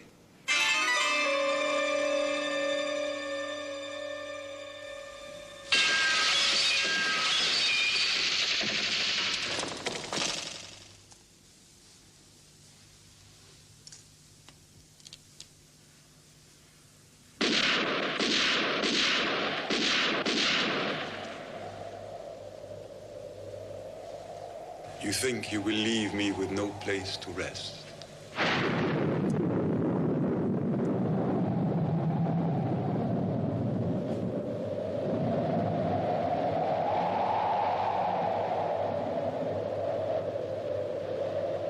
I know that you must fight, but it must not be a fight of hate. That poor soul who's brought about all this misery is the saddest one of all. Mina, how can you say such things? If I could send his soul to burning hell forever, I would do it. Hush, Jonathan. You must be pitiful to him, just as someday you may have to be pitiful to me. Also, I believe the Count can somehow force me to tell him what I know and be in league against you. I don't believe that. No? Do you think that I don't look at myself in the mirror? Oh, dearest, don't. Yes, yes, we must face facts, however unpleasant. Tell me, how many boxes did you find at Bermondsey? 8. And at the Mile End? 4. And sanctified them all? Yes. 1 box left. Madam Mina, you are the wisest of us all. So tell us, where do you think the last box is? There's only one place he'd feel really safe.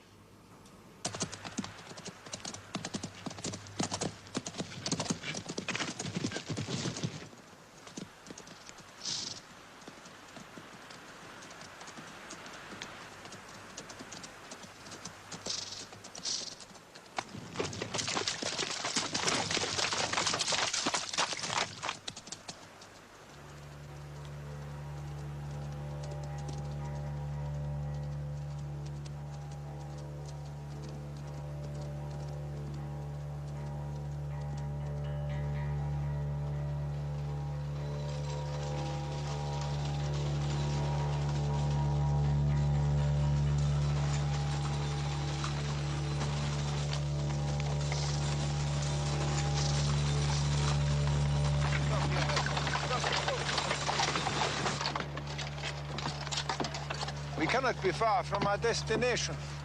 We will take the shortcut. Come on.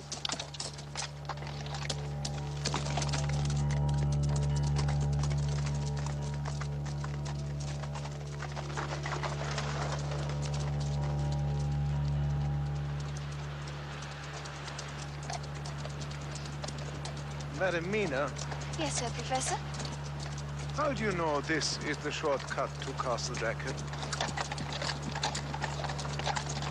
From Jonathan's account of his journey, of course. Ah, yes. Yes, of course.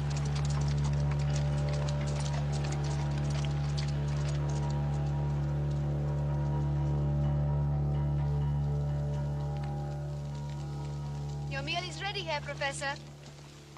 Good. Good. Splendid.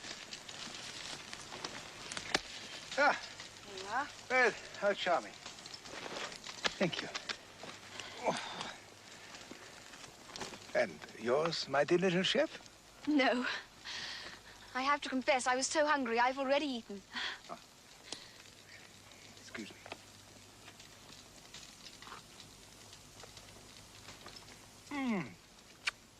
Perfect.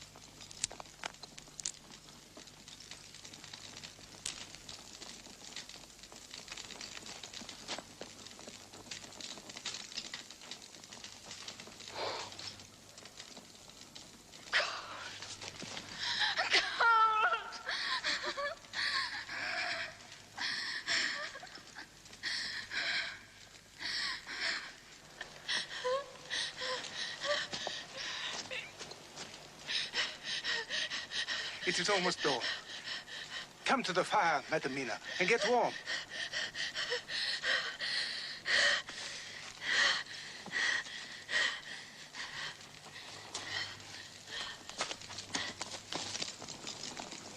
Come along. Come along. I cannot.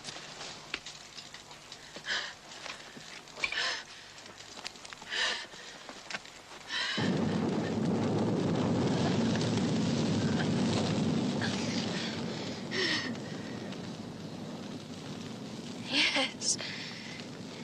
You are safe here. It is for you, I fear. For me. None safer from them than me. I, too, am their sister. Come. Come with us. Sweet sister, come. Come with us. Come. Be with us. Come, sweet sister. Come, sweet sister. Come. Come with us. Sweet sister, come. Come with us.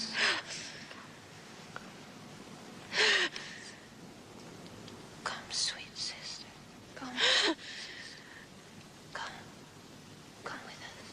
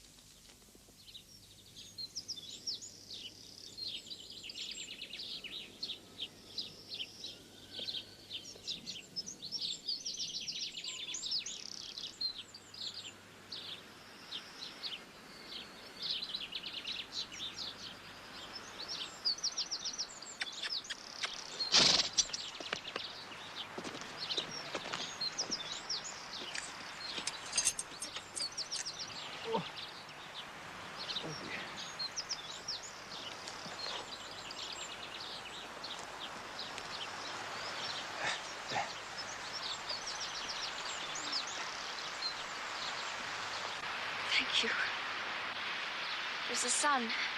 Yes. Thanks be to God. Now you can safely sleep, Madam Mina. Until the sun sinks again. Where are you going, Herr Professor? I have work to do at the castle.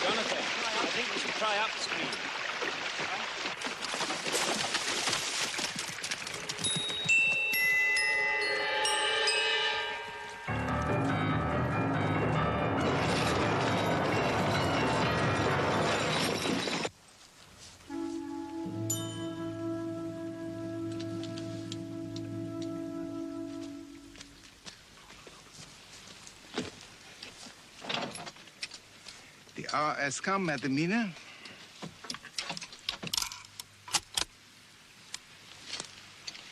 Are you afraid? No, of course not. I'm in your hands. We are both of us in God's hands.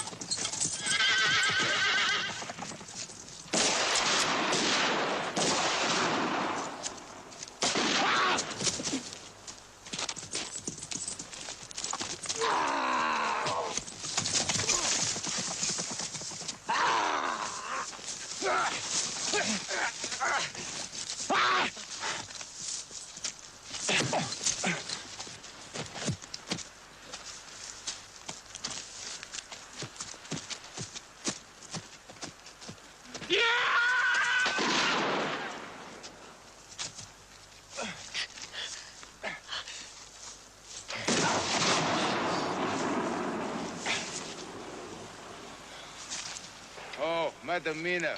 Well done.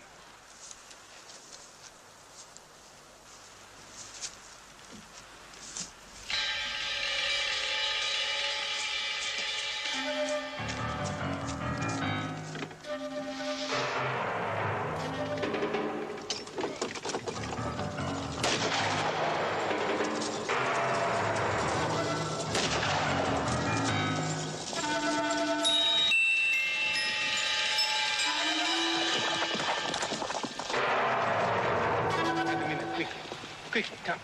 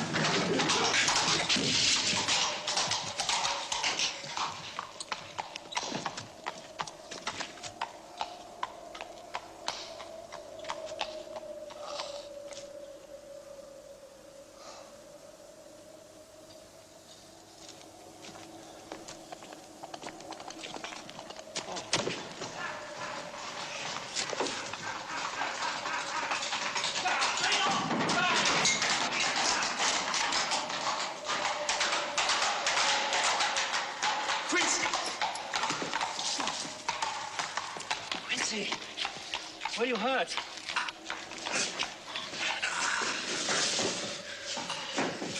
Quincy, lie down. Lie down. Come on.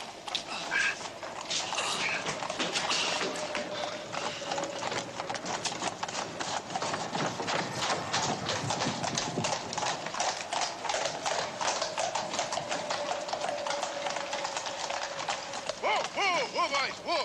Quickly, quickly, John, the box!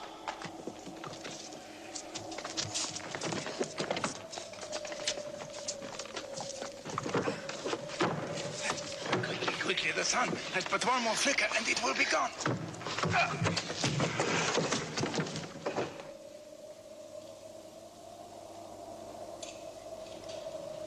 Sunset.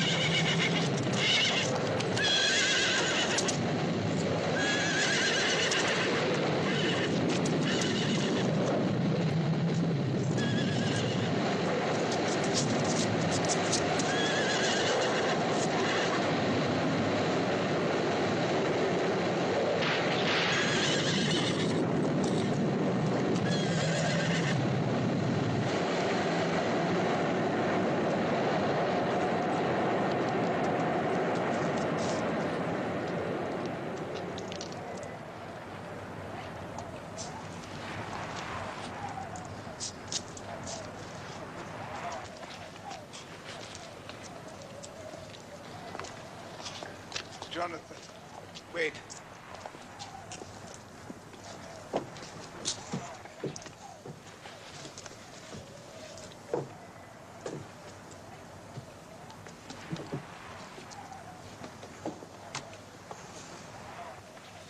Dust to dust, ashes to ashes.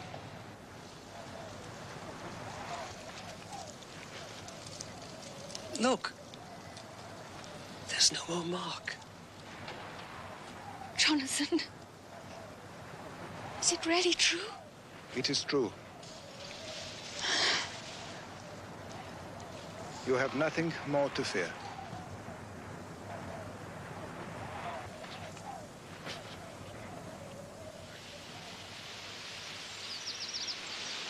thank you, God, for protecting us and for all your mercies and for choosing us to be your instruments for good.